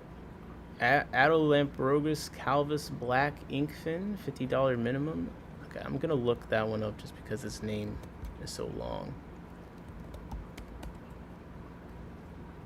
Alright, this kind of looks interesting. Wet Spot has them for the smalls are $25, so it's relatively expensive fish. We got a male and we got a female, 2 female adults listed with $15 minimums. So that could be interesting. We got Mitria Klima Konginsi, formerly Mimbe Deep, with babies. 4 of them. I'm not seeing them popping up a ton. Malawi cichlid. Kind of interesting. The lake cichlids popping out. We got 1 male, 1 female. Labiotrophis Schwevese Manda. Man, I don't know what this is. I'm just not familiar with these kinds.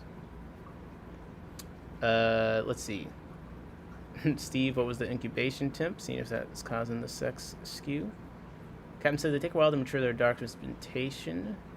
I was too critical and became unenjoyable to keep them. Yep, colon. I transitioned to a different Medaka voucher, yeah. Lots of Medaka info in the chat. Okay. These ones aren't exactly for me, but they are fascinating. We got 1 adult Metriclima Esthere Red Zebra OB, and then we have a female as well. OBs are definitely something I know nothing about, but it's a $5 minimum. It doesn't seem like it's a super expensive fish, but it does look kind of cool. Okay, we got a acrylic fish inspection cube, 6-inch.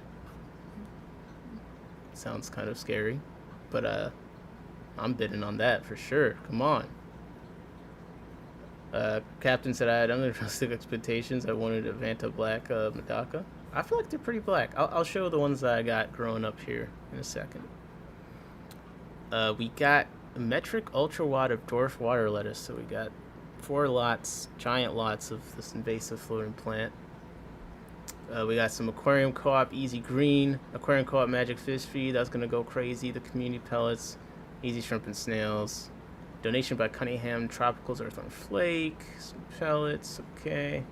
So that's what's up right now. That's all the things listed now. It's still early in the week, so I expect this will grow quite a bit. So there's a little taste test coming up. Select it, breed it long enough, and you'll probably get there, Jeff said. Possible. Alright, it's possible.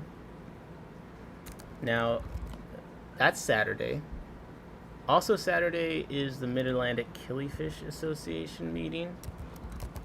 Now let me see where that is this month, if they posted that on their Facebook or not.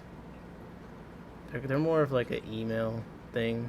It's kind of, so I had to check my email and see what their what's going on with them. Let's see, Mako. Yeah, okay. So their meeting is in PA. The Mako meeting is in PA. Mark Henry Savage is presenting on revisiting the Achilles of Paraguayan Chaco. And it's starting at 11. It's at the Holy Mirrors Bearers Church. And yeah, RSVP for food and stuff, etc., etc. So there you go.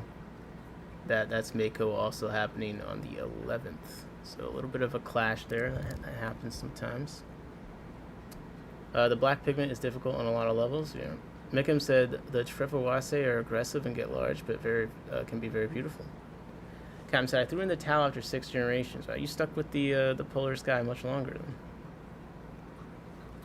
All right, also this weekend we got the Aquarium Club of Maryland meeting.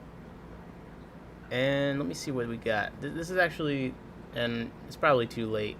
I wanted to see if this guy would bring fish because it's one of my favorite sites to look at.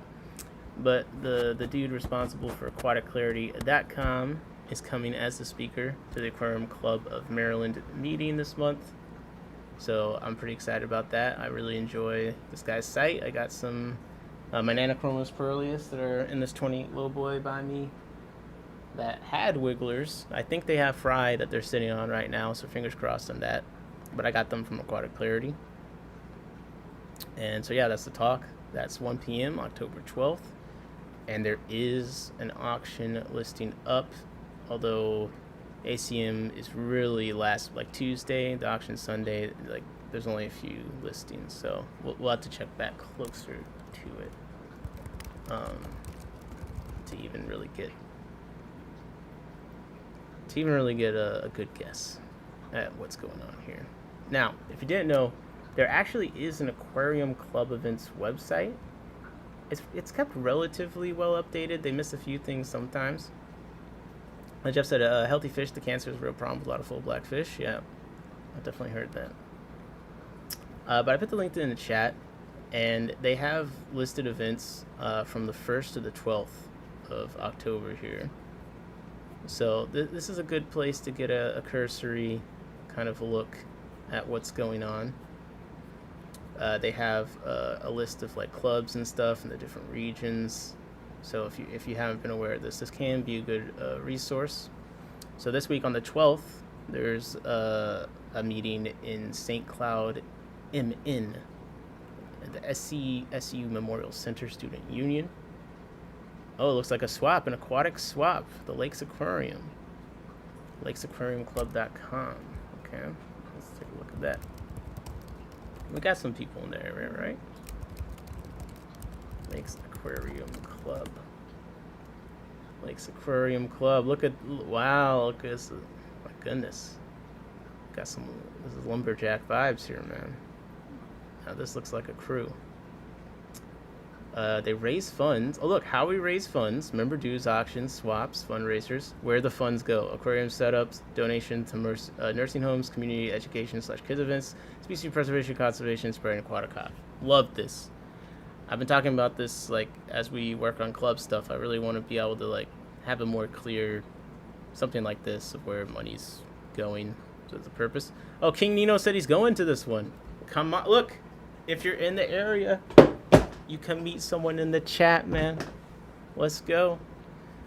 Let's see, swaps. All right, looks, just from the pictures here, looks like they got a pretty decent assortment of stuff, honestly. So yeah, that's going on the 12th. If you're in that area, $25 vendor fee, but public admission is free. Look at that. Look at that.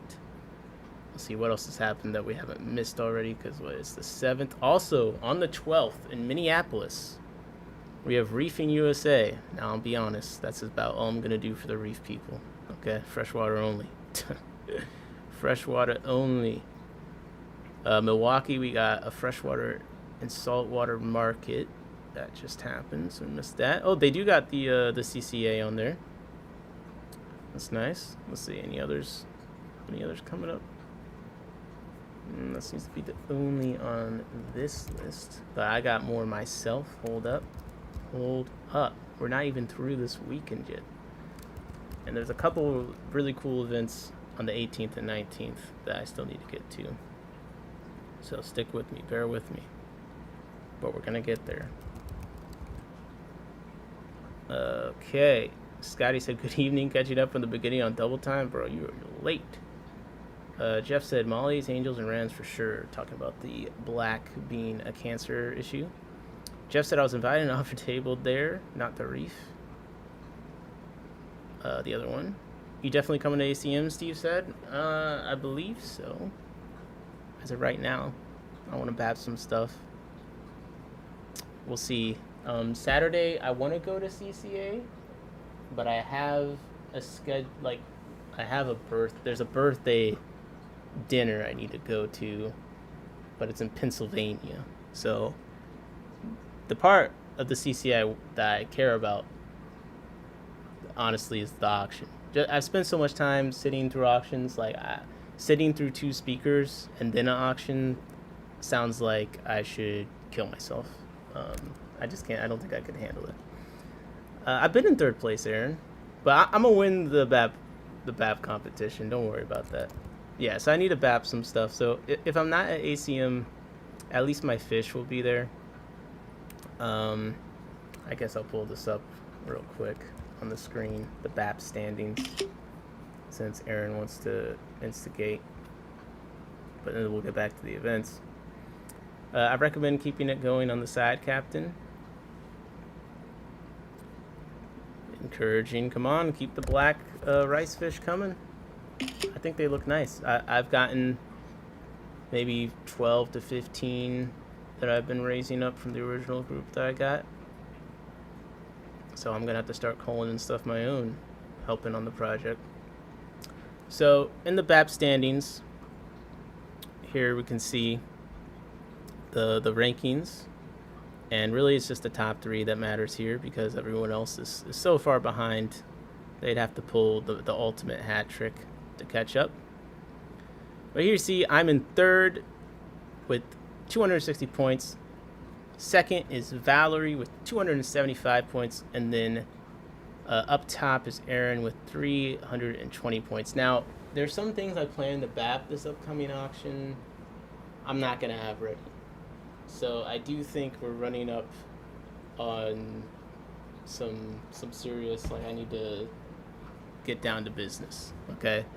I still think I can hit 100 BAP points easy anytime because I have some stuff I haven't BAP'd. And also I have 2nd generations that I could do. Does the BAP restart in January? At least so we have your points accumulate from the previous year towards like Master Breeder and stuff, I believe, but this is just the points from this year. So this year I've BAP'd 20 species, I got 260 points.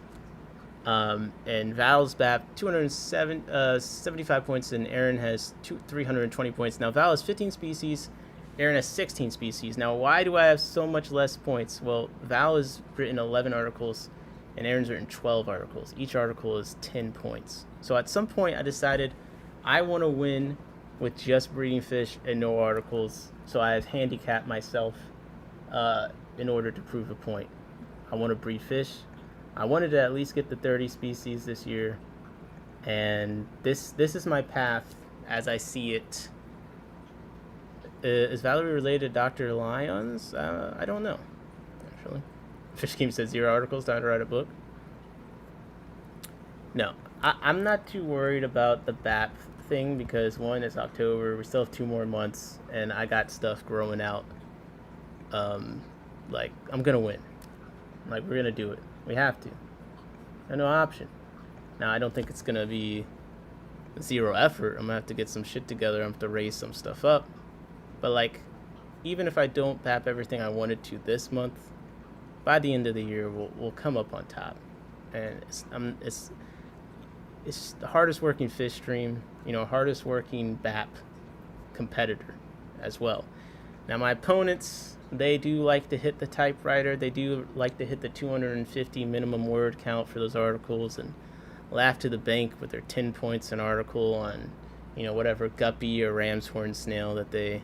I mean, you write an article over ram's horn snail, it's a 5-point entry, and you just got 10 points for writing an article on it, So I'm fighting against some institutionalized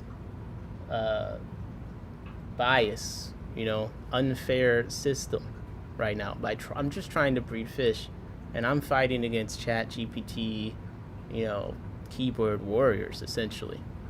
So this is kind of what we're up against, but I think we're up for the task. Now, as long as I get 100 points this month, I'm feeling pretty good about closing out the year. So this is what I think I could do coming up. All right, just a quick detour here. Steve tried them at 78 for the temperature for the skew he was having, I think it was all males. I'll definitely be at ACSM and we'll have it there if you show. Otherwise, I think you gotta wait till November for the female Bolano socks to Steve. We don't keep fish secrets, so I'm not gonna lie, I'm aggressively trying to hit expert this year. So you are keeping secrets. Wow. All right. So I think I can get to 100 points this month. This is how I think I can get to 100 points this month. Ready? You guys ready? We're gonna make this quick because we got events to get to. I guess this kind of counts, but you know what I'm saying, man. You know what I'm saying. All right. And let me make sure I can see the chat. I hatched rams at 76 and got 98% females. Interesting. How do you get points for breeding by writing a paper and not breeding fish? Well, you do have to breed the fish you write the paper on. But I'm just saying, man. There's some fish you're getting more points for writing the paper than even breeding the fish. So I'm trying to win without writing any papers. This is me rebranding my laziness into a cause that I'm fighting for. All right? But I think it's working for me. I'm believing what I've now fully ingested the Kool-Aid, and I'm here for it, 100%. So first one off the bat that's going to be easy peasy for this month is I got the Beta rubra. Now that's in the anabantoids. I think it's going to be a C class. So I think that's 15 points that we're at there with the Beta rubra. Now, fingers crossed, because there is a size minimum. They're old enough, I think. I'm hoping that I have some Hoplosoma Hystatus, Corridorus Hystatus. Okay, that would be 15 points. I'm hoping I have them for this. If I don't have them for this month, I'll have them for next month. I got actually a decent amount of fries. Just don't have enough that are big enough to enter. We're going to need them TPS reports. So that would be 30 if I got that coming in there. Then I haven't bapped my barbs yet. So I got the Barbus fasciatus. And that should be in Cherisons, right? I'm not seeing... No, wait. I'm absolutely tripping. What am I talking about? It's in Cyprinus. So the barb... It's either going to be... I think it's 10, right? The Barbus? That's 10. So we're at 40. Okay. With the African barbs. Alright, let me think to myself. What do I need to remember? What do I need to remember? I'm totally blanking. I am totally blanking. Oh, well, I have some second generations I could do. So that's going to be 5 points. I have second generations of the Pelvicochromis Drachenfels. I got my F2s. That is a 45. I got second generation of the reticulated Hillstream Loaches. So I can do 50 on those. I could do second gen of the Peacock Gudgeons. Let me go look at how many I have. This guy doesn't know his classes, bro. I do, okay? I just had a brain aneurysm. Am I 55? I think I'm 55. Oh! I got my Episto. I broke my Episto curse. I've got the Triple Flame Cockatoides, Epistogramma Cockatoides. I think that's 15. So I said I was at 55, so now I have 70. Okay? I'm not cooked. I'm not cooked. I swear to God, I'm not cooked. Okay. I'm focusing back in. I'm like, look, I have to look around me to remember, like, what exactly I have. Literally just looking around, trying to remember. Oh, I. There's some stuff I'm probably gonna save for next month on the killifish because I have some rivulus and I have some fundulus. The fundulus is big enough, but I think I want to hold on to those for a little bit longer. Pay for shipping. I'll send you 3 different ram sword species, cherry and mini rest. Well, then wait, I haven't even got. So that's what I'm saying. I haven't bapped any ram's horns. So I could bap ram's horns. I got ponds. I don't know if I did the Malaysian trumpet snails. I don't think I've done the purple mystery snails. That's 15 right there. So we're at 85. Off of that, I haven't bapped the yellow neocaridina. That's another 10. That's 95. And if I can get for the crystal red fry growing up, that's 15. So we're at 110. Question mark. I forgot where I was at. Pretty sure we broke 100. We've broken 100. Oh, and I forgot about the I forget the name that it got changed to. I need a mail of these actually, so I might order them from Aqua Imports because my mail jumped while I was at the Clash. Oh wait, they don't have them in stock. God damn it! I need a mail really bad of these, but they're not Cretchinachilla regani anymore. I need a mail so bad. I'm dying. No, there's something else. Oh yeah, Wallacea regani. Now, although this isn't. Yeah, I guess they look like this sometimes. Yeah, my female does look like this. I love the eyes. The eye spots glow. They're so cool. Anyways, I got these. I think they're 15 points. So like 130-ish? 125? Sounds like you got the points. What about completed classes? I have no idea. I mean, that's why I'm saying, like, by next month, I might have some more for completed classes. Like, I'm getting some fry from the Platinum Wrestling Half Beaks. Slowly. Turns out of my group, I think I only have 1 female. But I got 2 fry. And she's been dropping fries. It's big. That would be a 15-point one. In the library class. Have I completed that class? Adamantoids. I need to move my honey gourami. The betas go towards that. Now I'm gonna have to break up the BAP rules because I don't remember freaking how many of each thing. I'm trying to go fast but you know what? You guys like the BAP stuff. Let's be honest. So I won't even trip about it. We're doing it. We're doing it. Give me 1 second. So the BAP rules. Let's see where I'm standing on the classes. Okay. Do you still have fry? Yeah, I have a ton of fry of the. My mail jumped while I was at the Clash, literally one day, and I've had that lid with that spot in it the whole time. But we're having construction. I think construction scared him. I don't know. I'm actually I'm trying not to think about it because I do get pretty that was my favorite fish in the fish room. Just as far as connection wise, because I walk in, he has his cloud of fry, he comes up. We had a rapport, we had a thing going.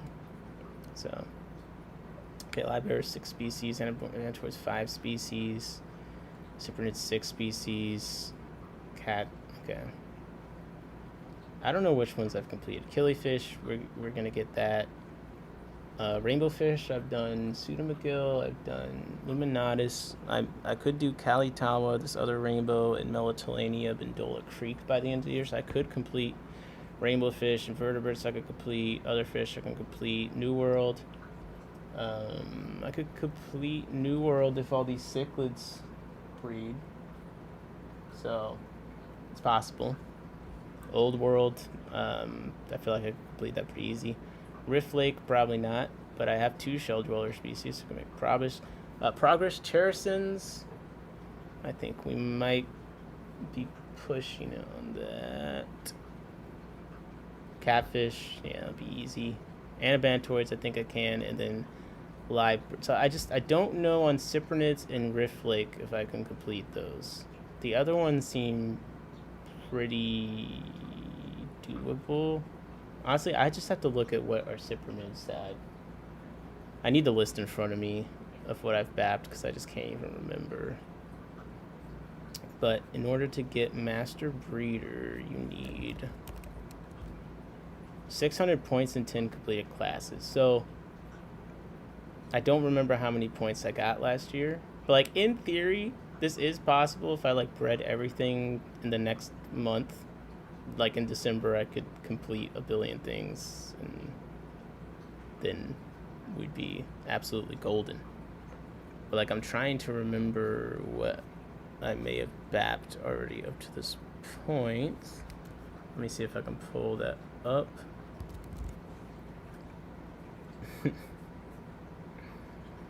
Oh my gosh, man. What is up with me? I feel like Chad told me at some point. Oh, I got a buyer's report from PVAS for us to look at too. This is a good one. This is a good one, so give me a second. Hang in there. Hang in there. Every time I stream, this is when like people want to send me some messages. Now let me look at the chat.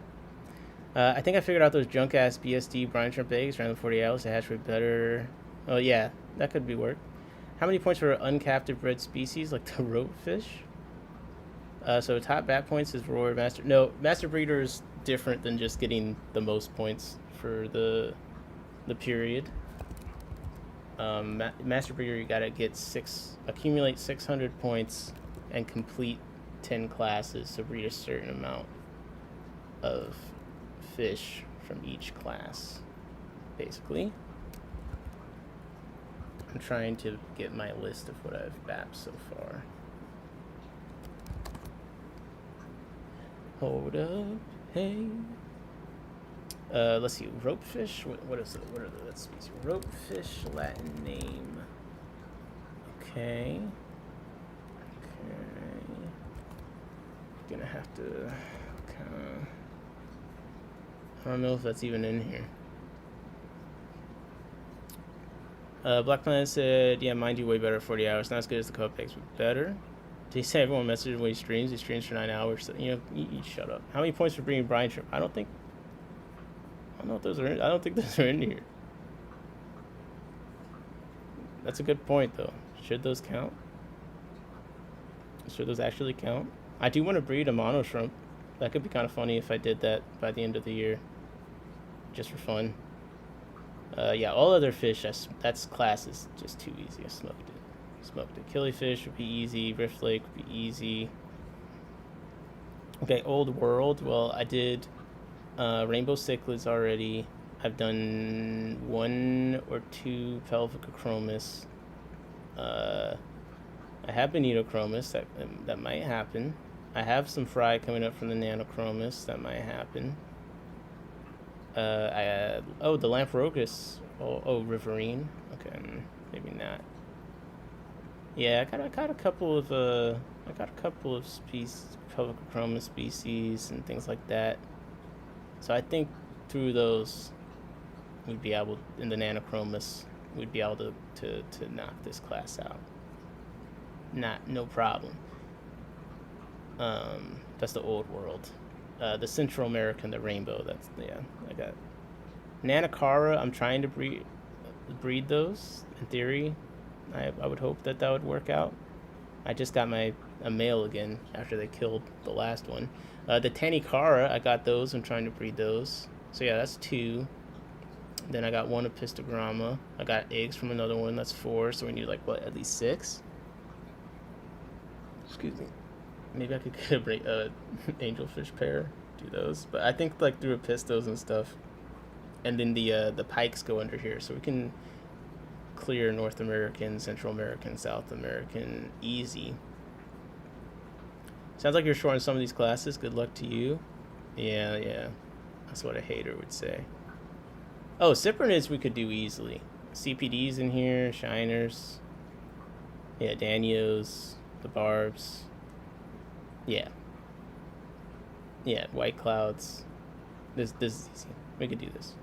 The rainbows, a little bit. It's gonna be a little bit harder, but we can do this one too. I would have already had the rads if I didn't have a tank crash on me. I would have had those. And the Meltania, man. Okay, the Cherisons is where it's gonna be a little bit more difficult. So I think that this one I really need to focus down on if I'm gonna have any chance of getting this completed. I'm really gonna have to kind of concentrate and get some pickups here. So yeah, Catfish easy. Anabantoids with the betas and Gourami and stuff should be fine, and then live bears would be easy. So yeah, it's possible. You basically got a month for all these fish. Very aspirational. Yeah, I mean, I got 2 months. Kind of. Like a second weekend. Listen, I'm an optimistic thinker. Regardless of if I can get Master Breeder, that's your goal. My goal is just to beat you in BAP. And I think I got you in points. So, anyways. This has been a pretty fun tangent. I haven't really thought about my BAP stuff as much as I should have. About my BAP stuff. Now everyone's properly asleep. Northern Pike. I totally missed what I was saying. Okay. Got another seller's report. Sorry, buyer's report from PVAS. It's kind of interesting here.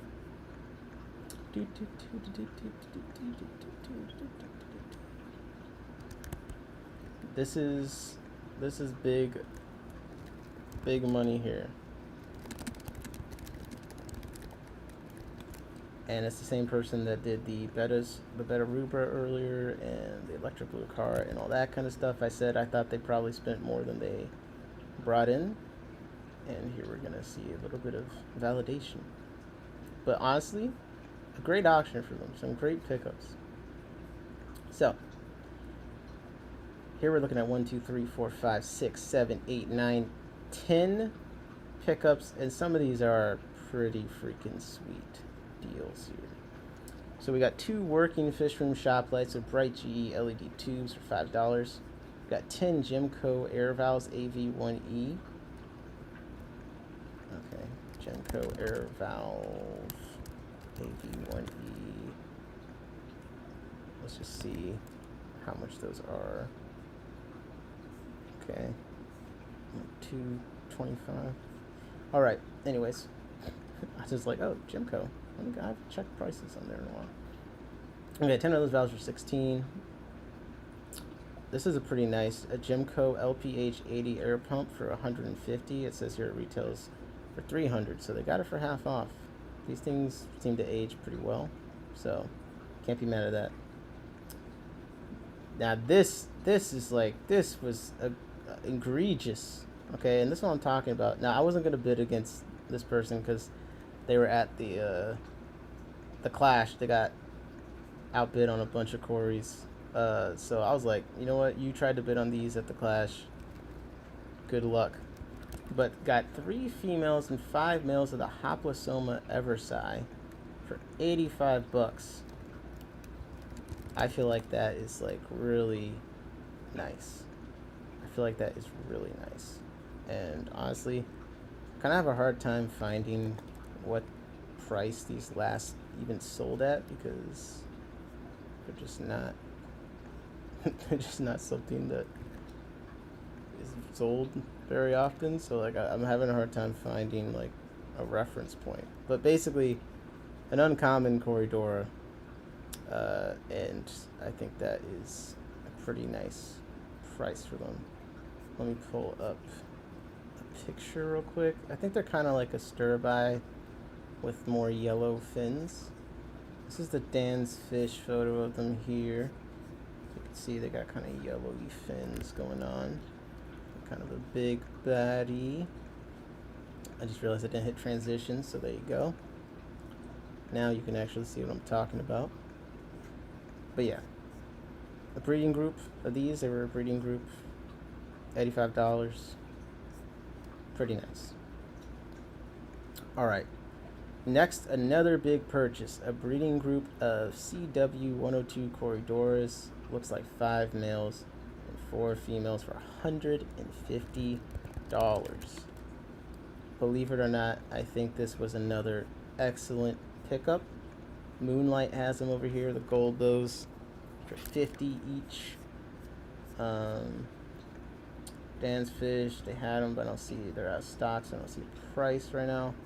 And again, this is just, it's not a very available corridor, so it's hard to even get reference points. Imperial had them for, let's see, oh no, this is Brocus. This is a different one. Never mind. But yeah, breeding group of them for 150. Right now being sold for 50 each. Can't be mad at that. And if I sold it, hey, got some money.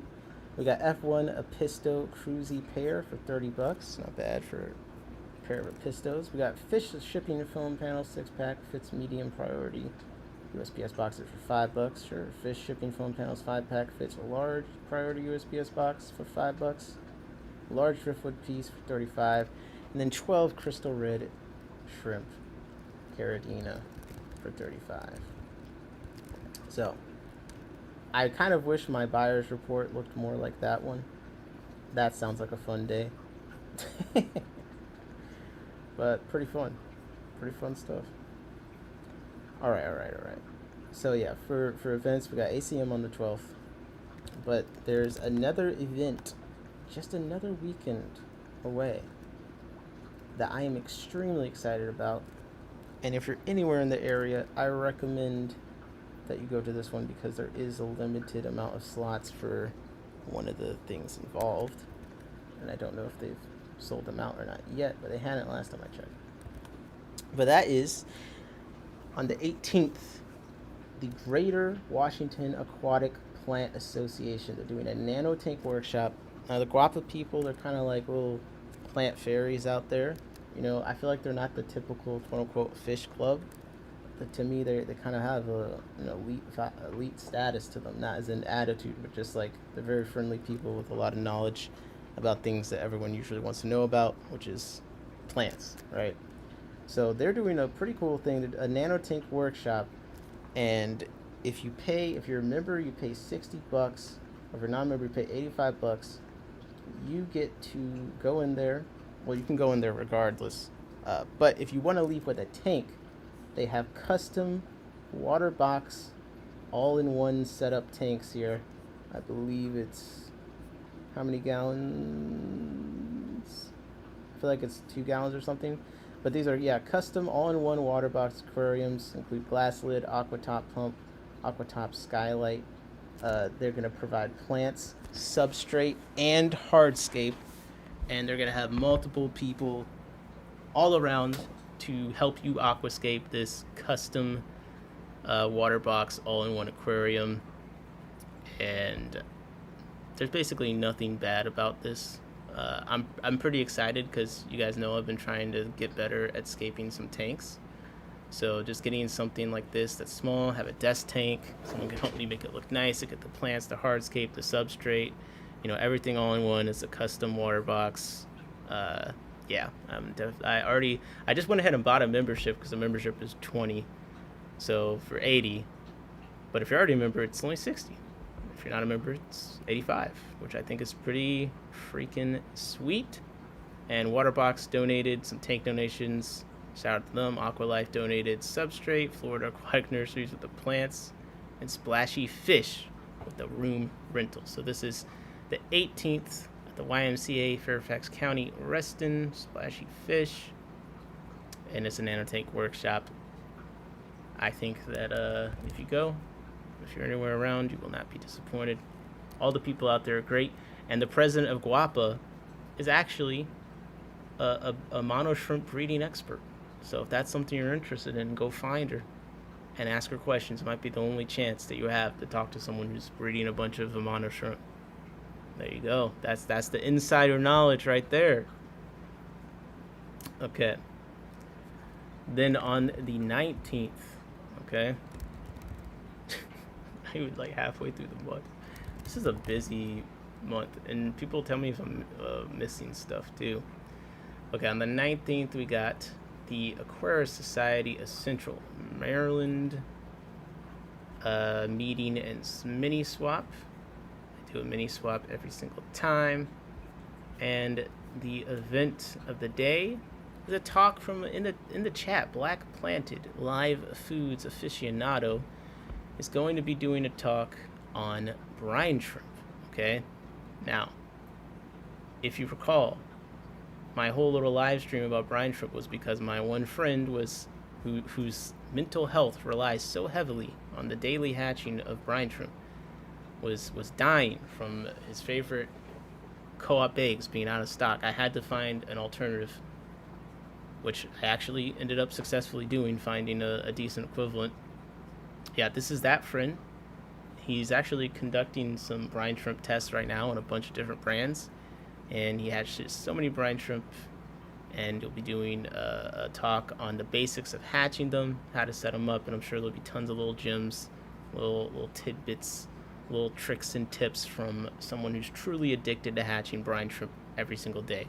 So it won't be I don't think it's gonna be a super long talk or anything. It'll be light, and then we're gonna have the swap, and then there's an aquarium themed contest where you can show off your fins for a chance to win a Oase 30G power filter. Okay, so Vice President of the club, Aaron Smalls, will be giving the talk, and that is on the 19th at the Monument City Brewing Company, which I think they might have changed their name recently. But regardless, that's in Baltimore. All right, shout out to them. The brine shrimp king, Black Plant. Yeah, I know what you're thinking. There's absolutely no way that there's any other meetings that you can think of off the top of your head. I wish that were the case, but unfortunately, I actually happen to remember the 25th of this month. This is going to be short because it's so ahead of time, but JRAS will be having their all-day auction for the year, and although it's pretty far out, it looks like they're already listed for listings of wild-caught, red-spotted Rio Nane Peru discus. These went pretty crazy at PVAS. Some of them went for like $130 each. So it could be an interesting chance to bid on some discus. I think Blake bought all of them at this last auction, so hopefully they don't go to that one too. But there you go. That is a chance. There is your freaking chance. Now that is where's JRAS at? Well, it's the James River Aquarium Society, so Richmond, Virginia. There you go. There you go. And it would only be right of me to make sure that I shout out a couple more events. Hold up, I'm not done yet. No, wait, I don't want to actually just go to my Facebook. But wait, there's more. I need more information on that. Which one do you need information on, Jeff? Feel free to request more information. I'll provide some information. I'm a wealth of information. It's not always good, but it's information.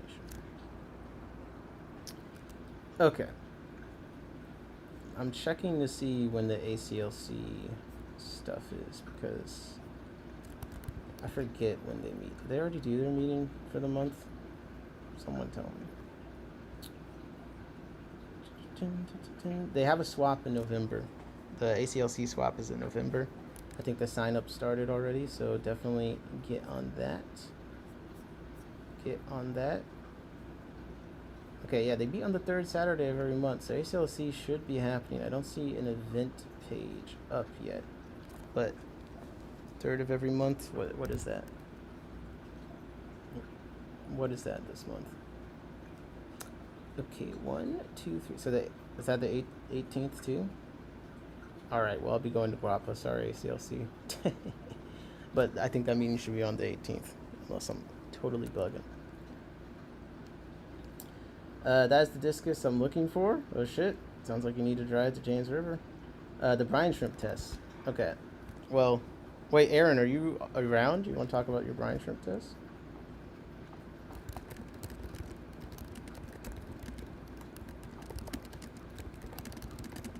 Because so because I don't want to talk about it if Aaron is around to talk about it himself. River Life Pottery says hello everyone. What is up, River Life? We're just going through some aquarium club event stuff that's going on throughout the month. Yeah, this is the this is a crazy. What is this stock photo they have for their swap, man? What is this? It's got nothing to do. But yeah, it's at that fish place. If you're familiar with the store, this is the Aquarium Club of Lancaster County. Their swap is on the 15th at that fish place. And usually their swaps are really nice. Small World Aquatics goes. Jesse's going to be there. Just One More Fish is going to go. I'm hoping to attend. And Fish and Friends last time had a table. It's a store. And it's in a giant-ass pet store. So usually more than worth the trip. So if you're anywhere in the area, Lancaster County, or Lancaster, however you think it's supposed to be said.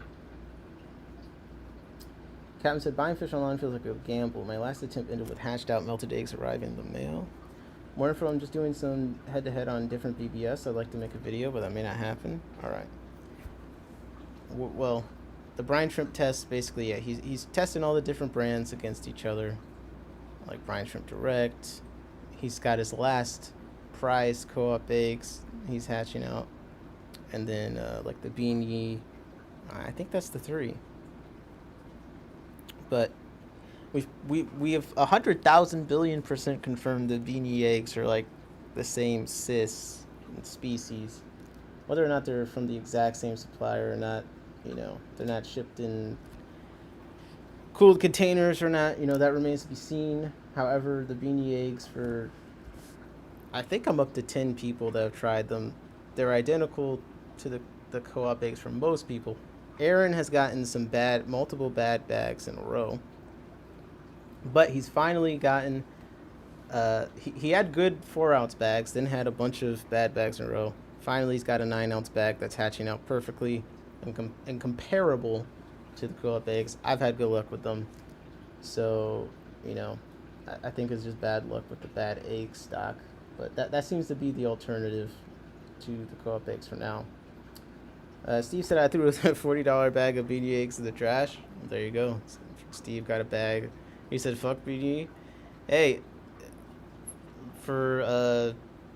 it's just like one of those things, right? Like some people get a bad bag, I guess, but then other people have been hatching out the 9-ounce ones consistently. Branton is really shilling for them.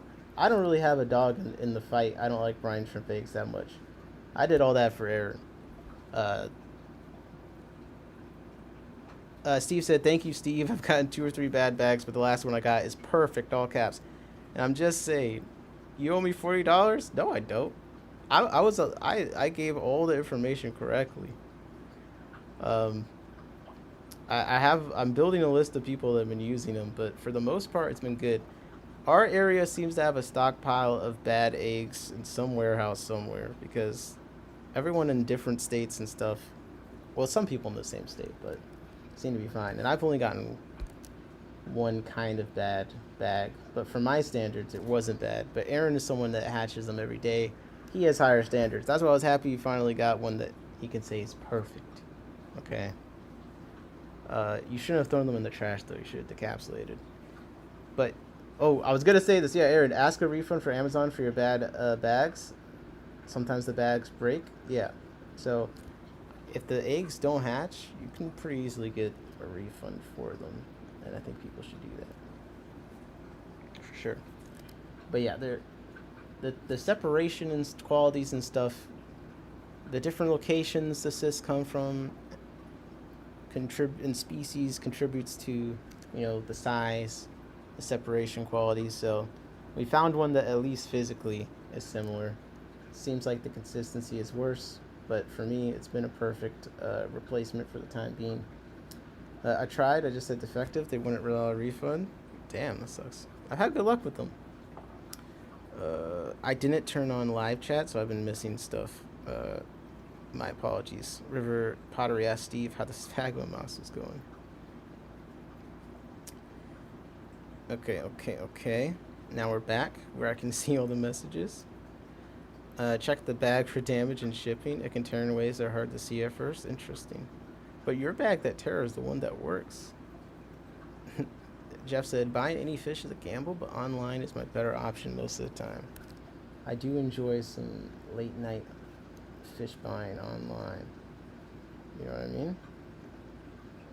It's just the way I like to do things here. Okay. But yeah, that's the brine fish test. He's doing all the different things, but many people have found a good replacement. But for me, I am enjoying doing Daphnia. Okay. I'm enjoying doing Daphnia. I finally have my brine shrimp colony producing live cysts again. So the brine shrimp can lay eggs that hatch and don't need to be dried out under the right conditions. I had them going like that for a bit, and then I never could do it again. Now it's been a year later. I finally have some cysts hatching out in my brine shrimp colony. It's been like 5 adults for the longest time, and then I let the water go down, and then I added more water, and then after that, it seemed to kind of get things in the right condition. Got some hatching, and then I got some fairy shrimp from the Green Water Farms, and I'm gonna try and do a live colony of the fairy shrimp because the ones I tried before were vernal pool species. So I'm hoping I think this one I might be able to get them to do the live cyst too. But yeah, Daphnia, Moina, you know, flightless fruit flies, the worms, all that stuff. I'm going more in that direction anyway. I never was super into brine shrimp. My curiosity from that is because of how much my friends are into it. My BD, wait, is that brine shrimp direct? My brine shrimp direct I got from Amazon worse than the brine shrimp direct website. Coop is way better though. I think Coop has the best brine shrimp egg spot for sure. And that's what I'm saying with the Amazon fulfillment warehouses. It could be that one, you are in an area where that stuff has been sitting in there for a long time, or two, it's been stored improperly in that specific area. So with the Amazon fulfillment stuff, it can be hard to know where they're storing it. So you actually can have very varied quality experiences.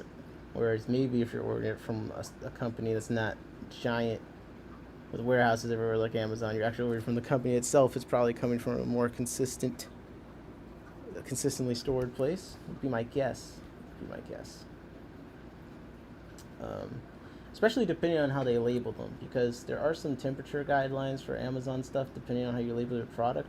It seems like not all the people selling brine shrimp eggs on Amazon actually go through the effort to have them treat it like it's perishable. That's what I remember from when I was looking at it, but I could be wrong. Okay. But yeah. Amazon, man. What you gonna do? What are you gonna freaking do?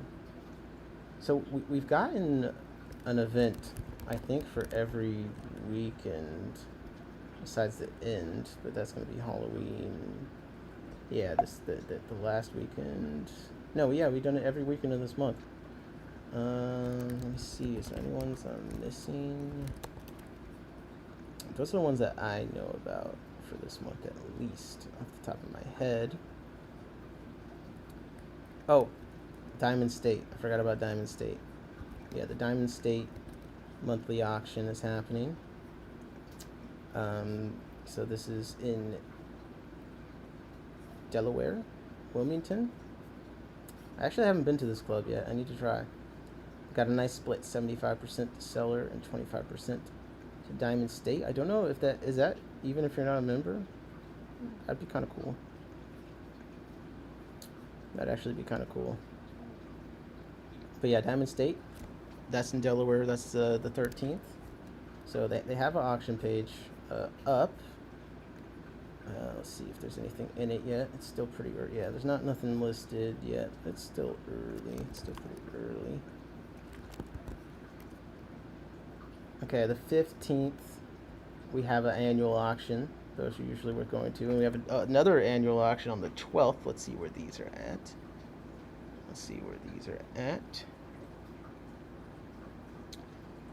Okay, ooh. Winners pay TFCB via PayPal within 24 hours after the auction ends. Sellers will be paid after all bidders have been paid TFCB within 2 weeks of the event. Payment will be sent by check.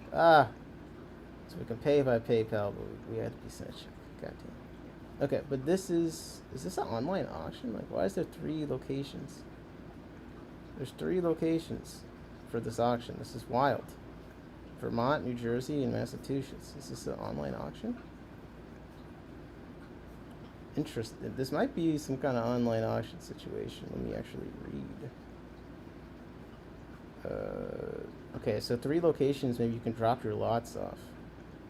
Let me look at this club. Tropical Fish Club of Burlington, Vermont. Let's just say it's in Vermont. Okay. So their annual auction in Vermont, from what I can tell, is also this month on the 15th.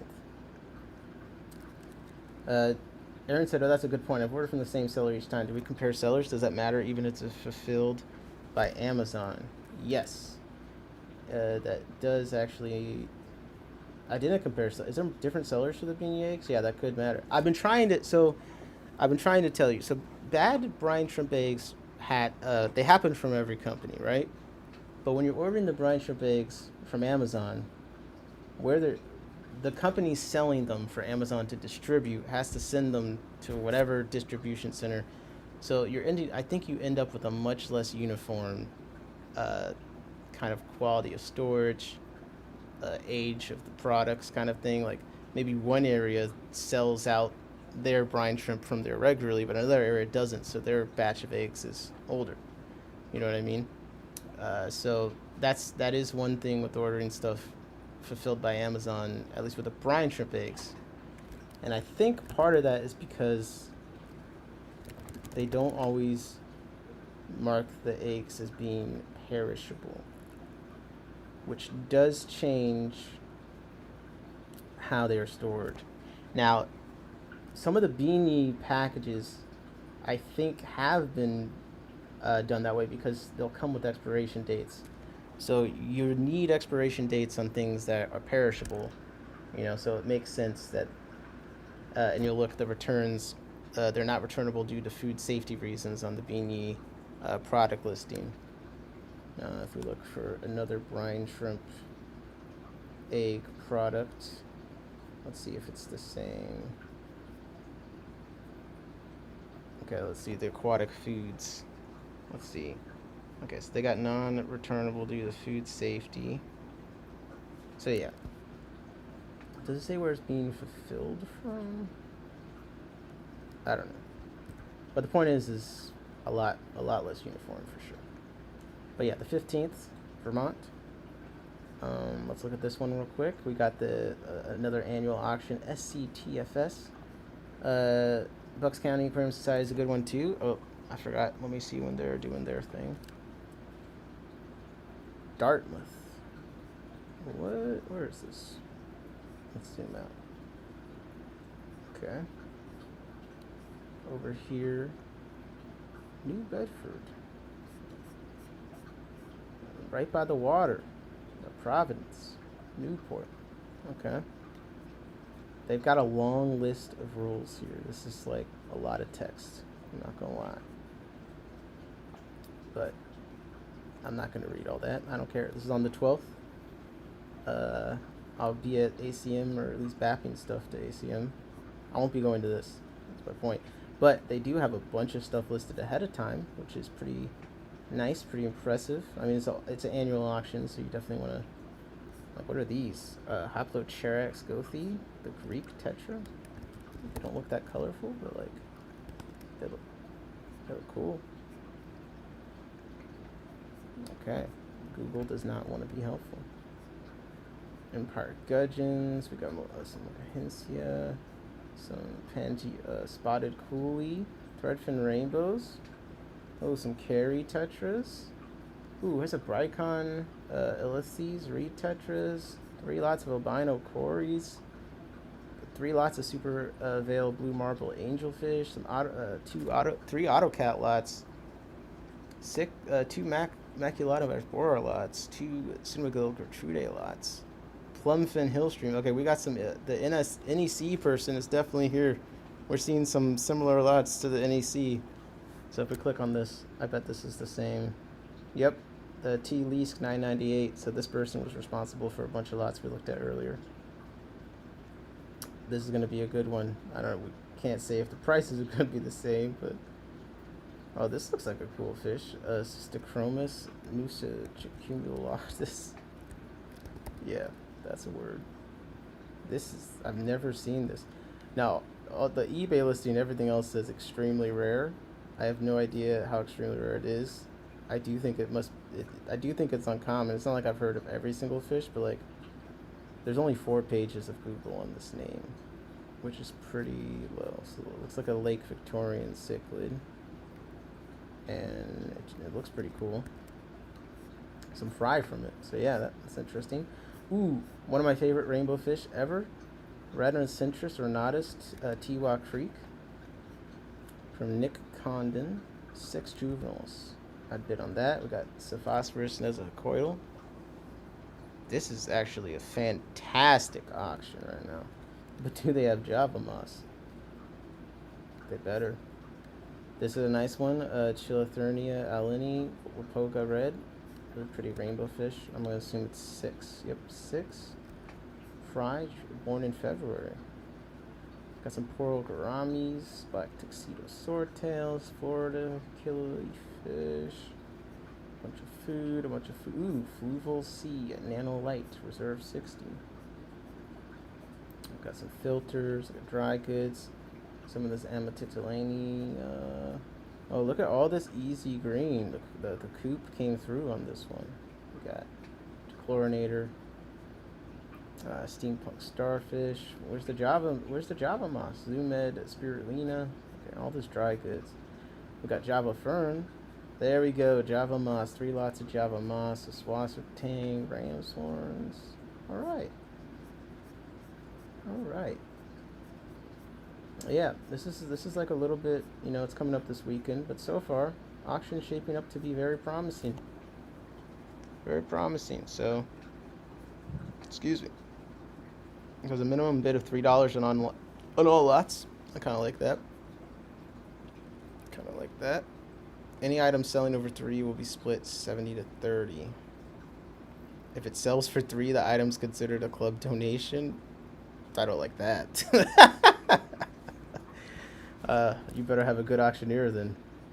Can you imagine the auctioneer just goes up, it doesn't know what your item is. He's like, $3 minimum. It goes for that, and then it's like, oh, club donation. Yeah, no, fuck that. But still, looking like a pretty good auction. Okay. Someone said Bucks County, so I'm gonna pull that up. We already looked at this one. Did we look at this one on the 25th? There's an auction in Detroit. Another fall auction in Detroit. Very organized. I'm not reading the rules, but I can see it's very organized. A lot of text, but like it's in sections. Auction rules, bidder rules, seller. So I'm seeing signs of organization here, some competence. But there's no lots yet on here. But Detroit, Michigan, like this area has some great fish, so I'll keep an eye on that one. That's on the 25th. Okay. Bucks County. Let me see what's going on over there. We're being very thorough here. Being too thorough. Being too thorough. Let's see, one Facebook page. I don't know if this is the right Facebook page that's popping up for me. They do my group auctions, because then it would pop up there. They already did their meeting for this month. So I think that concludes all the ones that we can obviously see are happening and that I remember. Unless I'm forgetting something. But sheesh. For that. SCE said that's rough. $3 or less goes to the club. Yeah. I don't like that. I think that's dumb. You already get 30% of everything. That I would there's so many times where for whatever reason things do go for that and it's already kind of a sting. You're already getting 30%. It just seems excessive to me. But hey, don't take anything that's gonna go for $3, I guess. All right, I can see this is gonna be another marathon. I'm quitting work. Night all. Nope, I'm about to get off. We've done a short stream, like I said, went 3 hours. I feel like it's pretty fun though, pretty interactive. You know, we're guessing all these prices and stuff. I have some. Let me see. What do I have planned coming up? Steve said just buy it back yourself. Yeah, I guess it's like an extra step. Um. Okay, so coming up, it's gonna be pretty busy. The weekend, I got a bunch of work stuff that I need to do, and I just went through all the events. I do not know if I'll get to go to CCA, but we'll take a look at auction reports from people that go there. If you guys enjoy doing this kind of thing, we can do that again. There's one or two people I want to bring on as a guest on the show with some cool topics, like some food science stuff, breeding some larval, like breeding the mono shrimp. Some guests that can talk about those kind of things. Let's see, what other guests did I have? There's some debates that we still haven't done. I need to schedule up with people.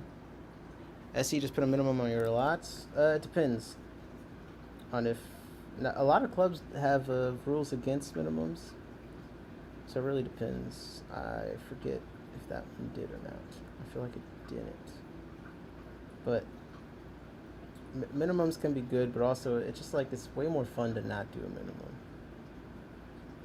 Everything has a $4 minimum.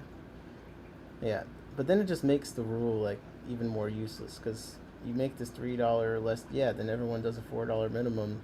Then you've effectively made a rule that's all it does is make everything have a $4 minimum. It's a totally useless rule. It's kind of my like you're like do this, do that. I'm like, well, so if minimum bids are allowed, and bids of $3 or lower just are donations, then yeah, why would I ever not submit something with a $4 minimum bid? And then that now makes the rule of $3 or lower pointless. See what I'm saying? Okay. Well, it's already kind of pointless to me anyway. I on principle, I don't get the point of you're getting punished for the fact no one wants to buy the thing, or at least that no one is willing to pay a lot for it, and the club is getting rewarded. It's also bad because the club is responsible for providing auctioneers and stuff a lot of the time too. So if it's an item that maybe would just go for $5 or $6 anyway, now they actually have more of an incentive on lower value items to just let them go for $3. Another thing with auctioneers that's kind of funny is how the going once, going twice, like the speed is extremely variable, and that is one way sometimes things can be, sold faster. Like they can sell things for lower or higher if they really want to. So I just think that there's a lot of conflicts of interest that come up when you have rules like that. I think that it works better when the club has incentive to get every item bid up as much as possible. I think that makes more sense to me. Okay.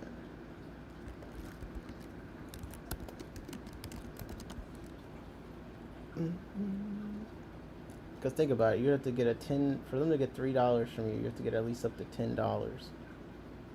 So why would anything that might be able to go below $10, it's like you may as well just try and undersell it as much as possible, or hold it back later. It's a low value item anyway. Hold it back for the end of the auction where you're doing the lightning round. Oh, first person to raise your hand gets it. Now I get the $3. Yeah. I think a lot of bidding got cut short because the countdown was too fast at the clash. Yeah. It's a difficult thing. It's hard to have a bunch of people trained to be auctioneers, but at the same time, there has been many instances where I've seen people get really screwed when they didn't need to be. Like the speed, like Steve's saying, like on the countdown and things like that. Um, Especially since a lot of the times it's rotating auctioneers, and not many people have like an orientation with anyone auctioneering with the standard operating principles. So each auctioneer has their own style and their own countdown and their own rules and procedures. So you really get a different experience, and sometimes it does lean in the area of unfair. Temper Tank said random, but I hate blueberry snails. I've been waiting 10 years for stupid freshwater nearers to come to North America, and those things get discovered and they're instantly here. Yeah. Blueberry snails are like the ultimate, like, who discovered them and made them popular? Blueberry snails. Well, anyways, whoever made them popular, this is like the ultimate marketing hoodwink as of late. They generated a bunch of hype around the most useless snail possible you could add to your aquarium that also happens to have the trait that is even more useless than a snail, being super sensitive, filter feeder. Also, it's actually kind of ugly compared to almost every other snail that we already commonly keep, including some other filter feeding snails. And even the most optimistic picker of the blueberry snail, like this one, if you see them in the store 99% of the time, it's looking like this. Okay, look at the Aquatic Arts own listing photo of the blueberry snail. It's literally got the spirals looking like a goddamn coconut. Okay, the snail is crying out for help. This is the first photo they have, but I think it's great because it's an accurate representation of the condition of snails that you see. And because they're so small, this patterning and stuff on them in person, like, I don't think it stands out that much. Oh, also add in they like to burrow and hide. Yeah, there's absolutely nothing good about this snail as far as broad appeal. It's been all hype. Now, they're cool. There's the conservation thing some people have with them, and I'm not saying they're not cool for people into that kind of thing, but just as far as the hype deserved, yeah, this snail's fucking awful. I'd love a freshwater neorite. That sounds much better to me. These snails don't even eat algae or anything. Right in front. I love useless snails. Right in front of Captain Critters. Sorry. I know it's got to run fast, but cut down on the introduction and give the bidders more time to think. Half of them are 75 years old. Yeah. If you rush the auction too much, like, you definitely have a lot of impact on the price, on your pacing. And then, does everyone hear it? The sound system quality sometimes varies throughout the auction. That's like a big issue. Yeah, there's a lot of times some items I feel like aren't given their best. And then, again, it's the classic, if the auctioneer doesn't know what it is, they have a bad time selling it. Now, that is partially on the part of the seller. If you have something that could possibly not be known by auctioneer, you better write a goddamn description and have a nice photo. So that part is also on you. Sometimes they're working with a listing that has no photo, no descriptions. Like, you're not even doing your part on helping out. Captain said not even content warning. Yeah, the Aquatic Arts listing is pretty bad. Temperate said, and yet freshwater neorites are all over Europe and never get here. I mean, they have all the cool killifish too. I'm still thinking about the killifish on Aquabid. I don't even want to bring them up again because then someone that hates me is just gonna buy them. You know what I mean? I mean, I'm already gonna get outbid on them anyway. But yeah, Europe has the all the cool killifish, man. I don't know what to tell you. They're just right over there in the perfect location. But I swear to God, if Killiemane ends up walking away with some of the killies I'm looking at for the weekend, I'm gonna hunt him down. I don't know who that is. He just buys every goddamn killifish and never lists any. Oh my gosh. Oh my gosh. Yeah, no. If you like the blueberry snails, totally.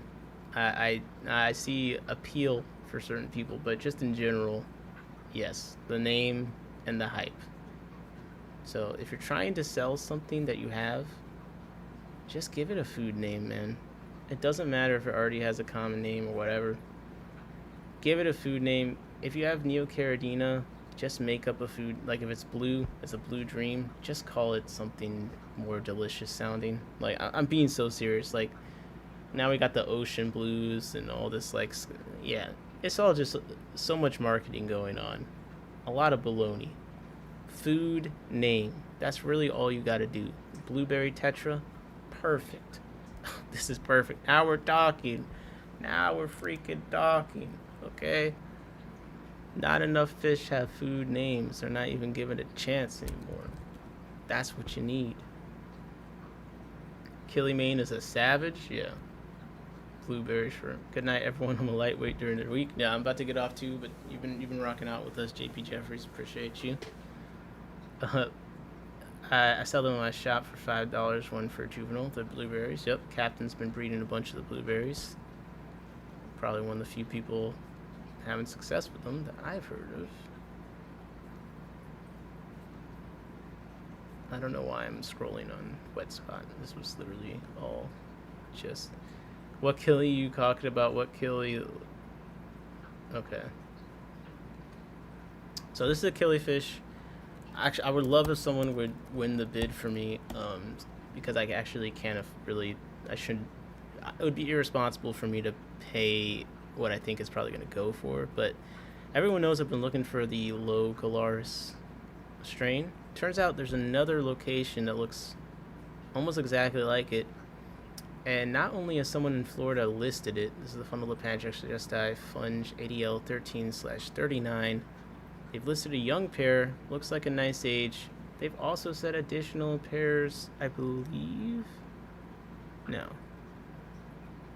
Yeah, second pair. So I could get 2 pairs of these. They look exactly like the one I've been looking for. It's incredible. Ends in 2 days. I think it's going to get bid pretty high, just off the fact 2 people already bid on it. So I'm not really getting my hopes up. Ooh, a little bit of something on her mouth there. I don't like what this looks like. Could just be some detritus flowing through there, but it's not really a big deal. Point is, yeah, this is my one of the only killifish I'm kind of looking for right now. So that's a good one to look out for, man. Get in there. There's no friends in auctions. Get in there. Ends in 2 days. But right now, enjoy it while it lasts. Right now, there's a lot of great killifish on Aquabid. SC said, Captain, that's a great price. Johnny, do you want some other cool killifish that are on Aquabid right now? I did this a little bit the other day. I always say the Aphasiamian Hera, but there's another one that I like the look of. No, it's not those. It's another blue one. I like the blue and red ones. Maybe it already went. No, it's gotta be here. It's gotta be here.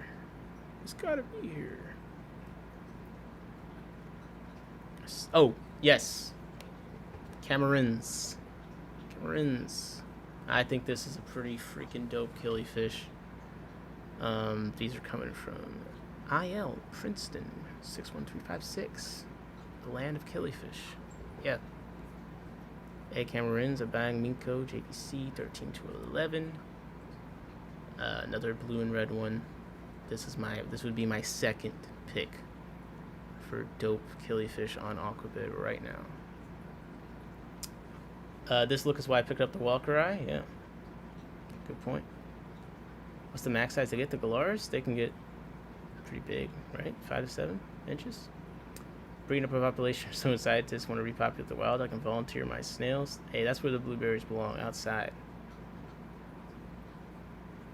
Blueberry waffle shrimp. That's a good food name. But yeah, acamarins. This is a really nice killifish. I feel like the first time I saw a picture of it was probably Rehoboth Aquatics post. This is nice. I don't know if, I feel like the rivulets kind of do this for me right now. But yeah, this look I really like. The cinnamons are kind of cool. Anything else on here? I like the look of this Ogwin's picture is not great. There's some decent amounts of buy nows right now, which is what is nice about the killifish situation on here. When you don't have to wait for an auction. Now, of course, the really nice ones, they're not going to be that nice. Although Aphysimian Hera, he does have these on buy now, which I think is a pretty sweet of him. Although Maurice is absolutely a terrorist. He'll put an auction up for like 20 billion days, sell a few funnel pancheks Emieti for like $200,000, and then a couple weeks later put them on buy now for like a reasonable pair price. Like clockwork, every year. And people fall for it. Oh, I forgot. There is Blue Galaris Worry. There's 2 listings of 2 pairs of Blue Galaris. The Worry location. Oh yeah, that's the other killifish that I liked. I think it was the Ocellatum. Yeah, Aphysimian Ocellatum, GJSOO/5. Sika. Yellow with some purple. Come on, it's pretty cool. Also coming from Princeton. Kind of a unique look. Black tips on all the fins, but the pectorals here that we can see. I like the contrast. But yeah, 2 listings of 2 pairs, and this is from the Jacqui Coast Stitch line. Say these are fertile from the breeding group. Fish are young, 3 to 4 inches. Photos of actual breeding groups. So the breeding group of a Blue Galaris location. So 2 listings of those. Starting bid is 60. Ends in 4 days. Could be a good chance to pick up 2 pairs of Galaris. To keep one for yourself. Tax your friend for one. This is the way, man. This is the way. Let's flip some fish. No, I'm joking. Let's see. Okay, Maurice does have some nice buy nows on the color scheme that I prefer. And I'll just do one more here. There's 2 pages of killifish, which is kind of just barely 2 pages of killifish. This one is actually nice, and it's like on the second page. Aphysimian Oda Gardneri, 2 pairs. This photo is a crime against humanity, but it looks like a promising fish. That purple is amazing. Yeah, pretty cool, right? That's the one I want. Match the Drachenfell style. Ooh. I only had the Insuka pair FP Gardneri for LEB Aquatics. You got some good killifish picks. We do the Aquabid killifish picks pretty regularly. When I was first getting super into the hobby, which I'm obviously still super into the hobby, I checked the entirety of Aquabid every single day. These days, I just check the killifish section. This is a popular one for good reason. They really do look this good in person. I only bred a couple of these, and then my pair blew up on me that I had left. But I did make more fish and spread out more fish than I originally started with, so I consider that a success. But they're just a little bit bigger, a little bit more aggressive than I prefer. But it's fun little pancheks, Emieti. I think for most people, they'd probably not be a problem. But I just had a bunch of small stuff. I still have a bunch of small stuff, but I also had less space at the time. I feel like I'm just going to have to count my tanks at some point. Before I was saying I have over 20. Now I'm pretty sure without counting I have over 40. But I still don't want to know how many I have. Blue Galaris, depending on the location, get 5 to 7 inches. Some pushback. What's the Blue Galaris max? Oh, that's right. Yeah. Aaron. So the thing is, here's the thing. I think that eventually, if I wait long enough, I'll be able to get a low location or whatever this location is. If this is now in Florida somewhere, someone has ones this size, there'll be a chance for me to get these at a lower price. I very much want them now, and I'd love to get 2 pairs of them. What I think will happen which I'm killing myself because I actually got the pair of low I did have for a reasonable price. But I think these will go up to 100 plus. That's what I believe. Plus shipping, and the shipping is $25 to start. So it's just a lot. I don't want to do just one pair again, so I'd want to get the two pairs. What they often do is you get the second pair for the final auction price. So now we're looking at, I think a pair for minimum 100. Now if I want two pairs, it's like 200 plus. Like, I just don't have that kind of. That'd just be irresponsible. As much as I want this fish, I think if I wait long enough, I'll be able to get it for less. Because usually what happens, this is the first time they're listing it, they probably have enough to list them again in the near future, and the price will just kind of go down as they spread them out. But please bid on these for me. Okay. I think that should pretty much wrap what I got. I did some forecasting on what's coming up, at least on the stream front, on the content front in general. Who knows? I'm starting to collect together enough stuff to do another kind of like aquarium industry stream. I want to talk about some what's the word? Some supply chain stuff. It's getting cold. Meh, I'm not too worried about it. But yeah, I want to talk about some supply chain stuff. Like maybe do some org tree things. There's like a few, a company that owns like 1 billion wholesalers or whatever, and just like kind of just like go through some org tree stuff. I don't really know exactly what I want to do. I want it to actually be useful and worth talking about. But next to guys that I'm back for a nap, ready to go. No, I'm about to get off. But yeah, hopefully I'll have another like little aquarium industry news stream coming up, but maybe a bit more useful. So yeah, some wholesaler org tree stuff, maybe that's on the fish front, like fish wholesaler importer stuff. There's some looking at how the supply chain of certain brands and stuff goes, because some of them are in a conglomerate together. So if your store, your minimum order goes towards all these different brands. So for $250 minimum order, instead of one brand, you can order from one place from all these different brands, because they've working together on the supply chain side. So we should be getting more UNS on the East Coast, because something like that, I believe, is going on. There's some fun things like that. The problem for me has been finding things that I can, like, quote unquote fish journalism, that are actually worth talking about, like general interest. Then sourcing. You can't just like get the information from one person for a couple of reasons.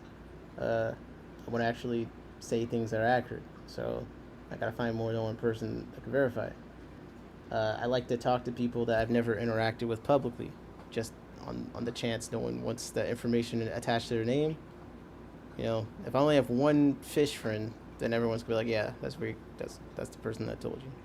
Not that I'm really gonna be talking about anything that's secret or anything, but just on the off chance that was the case. So I've just been kind of working on a few things. I just want to have like 2 to 4 sources on everything I talk about. Let's say 4. It's probably a good floor. And then it has to be useful. So, yeah, I think some understanding supply chain stuff will be good. And I think I'll start there. But if there's anything you want me to look into and talk about, please let me know. Because maybe I've already worked on it, but I just haven't decided to pull the trigger. Johnny Best said, anybody know a microculture breeder? Which microculture specifically? More live microorganism. I need to have more than fishes. Okay. Well, does Daphne and stuff work? We've been talking about that. I did want to talk about fairy shrimp coming up. This is my microfauna list of things that I need to since apparently I'm not capable of finishing a video, I need to do a live stream on. So we got seed shrimp, we got freshwater limpets, we got, well, we did one on Daphnia, Moina, we did some on Cyclops, we did some on Prozoans, fairy shrimp definitely, and then I need to actually go through the Artemia handbook and come up with some top line interesting facts from the Artemia production people that could actually be useful and applicable to hatching eggs better, more consistent, or whatever, or maybe diagnosing problems if you're having hatching. So that would probably be something, but it's 202 pages, and I just haven't had the motivation. But yeah, always feel free. There's something you want us to, as a group, try and figure out better on, which I feel like we've done on a few topics. Anyone have luck breeding personal plecos in pygmy sunfish? Yeah. If you're talking about Elisoma, yeah. I've bred the Elisoma with mini fish. Just have a giant moss forest, and you should be good. Or you put a nice moss place somewhere in the front, and the male chooses that as a spawning spot. You'll see them more often. But bristlenose and pygmy sunfish, if you're talking about Elisoma, no problemo in my experience. I did the Elisoma in this 28 low boy when I had some Dicrossus maculatus at the time, and like maybe 10 albino bristlenose plecos, and there was some other small swimming fish. Let's talk about fish that's hard to breed. Oh shit, so I can't breed the fish that's hard to breed. We can talk about, we could do some more breeding stuff, of course, some breeding reports. Any particular fish you want to like look into trying to theorize on how to breed them or something like that, feel free to suggest a specific one. But closing down here, any last comments, questions, or concerns? Mono shrimp, Sotocinquus. Okay. Well, I do have a mono shrimp breeder that I'm hoping to bring on stream sometime soon. So I got you in that one. I think maybe there's a few other things there that we might be able to cover, so that should work. But with that being said, this has been a nice short little stream, 3 hours, 30 minutes. Come on. Just 12 hours streaming in whatever amount of time. Appreciate you, Johnny. You did do the $5 super chat earlier. Really appreciate that. Everyone for coming through, holding it down the chat. Really fun guessing the auction prices. That was a lot of fun. If you guys enjoyed that, let me know in the comments. On the replay front, play along as you're listening. We can do that more regularly. You know, I don't want it to get old, but I do it on my own anyway, so it's something that I would already enjoy doing. So if you guys enjoy doing it with me, more the merrier. So shout out to Jeff, River, Captain, Temperate, oh my god, Big Steve, Aaron, JP Jeffries was in here, SJ Finribs, SC of course, Temperate put some in the pelvic chromas fund last time. I gotta make it right. Yeah, Jorge, Funk even stopped in. Everyone that stopped by, it was fun. Johnny still hit the like button. That was fun. Glad you enjoyed, Johnny. Always appreciate you stopping by. Timberson, I'm planning on doing the 519s and Everglade Eye in their own tank. Yeah, I would just, you know, lots of mossy type plants in there for them to lay eggs in. The Elisoma, I can't tell if they're not huge fry eaters or the fry are just really good at hiding. I think it's a little bit of both. Apparently fry being small is like also a survival strategy, so maybe that's what it is. They're just too small to see. They're definitely very small to see for me at the beginning, but every time I put them in a tank with a bunch of moss and they're somewhere, and rock piles, do a lot of rock piles for sure, they like those, then you should get some fry, in my opinion. I've bred them in at least four different tanks. I've bred them in No, 5. I've done the 7.5 cubes twice. 2 different 7.5 cubes. Two different 10 gallons at least. 20 high that had a bunch of other fish in it. The 20-gallon low boy had a bunch of other fish in it. The 10 gallons both had a bunch of fish in it. So yeah, they've been good, but the moss is definitely nice in the rock piles. Okay, I'm tired. I got to salvage my life tomorrow, but this time I didn't stay up all night, so it's gonna be a lot easier. Let me tell you. I'm like, damn, I'm getting off early. 12:36. My whole life is ahead of me. It's crazy. It's just the little things. Hopefully, you guys have been enjoying rocking out with the stream a little bit more consistently. I'm not gonna make any other content promises, video-wise and stuff. But you just never know what might happen, right? So, it's been fun. It's been me. I'm waving. I'm saying goodbye. I'm saying the thing I always say, the thing we always hear. Okay, and that is, this has been In My Tanks. Good night to you all, and I'm out. The snack that smiles back, goldfish.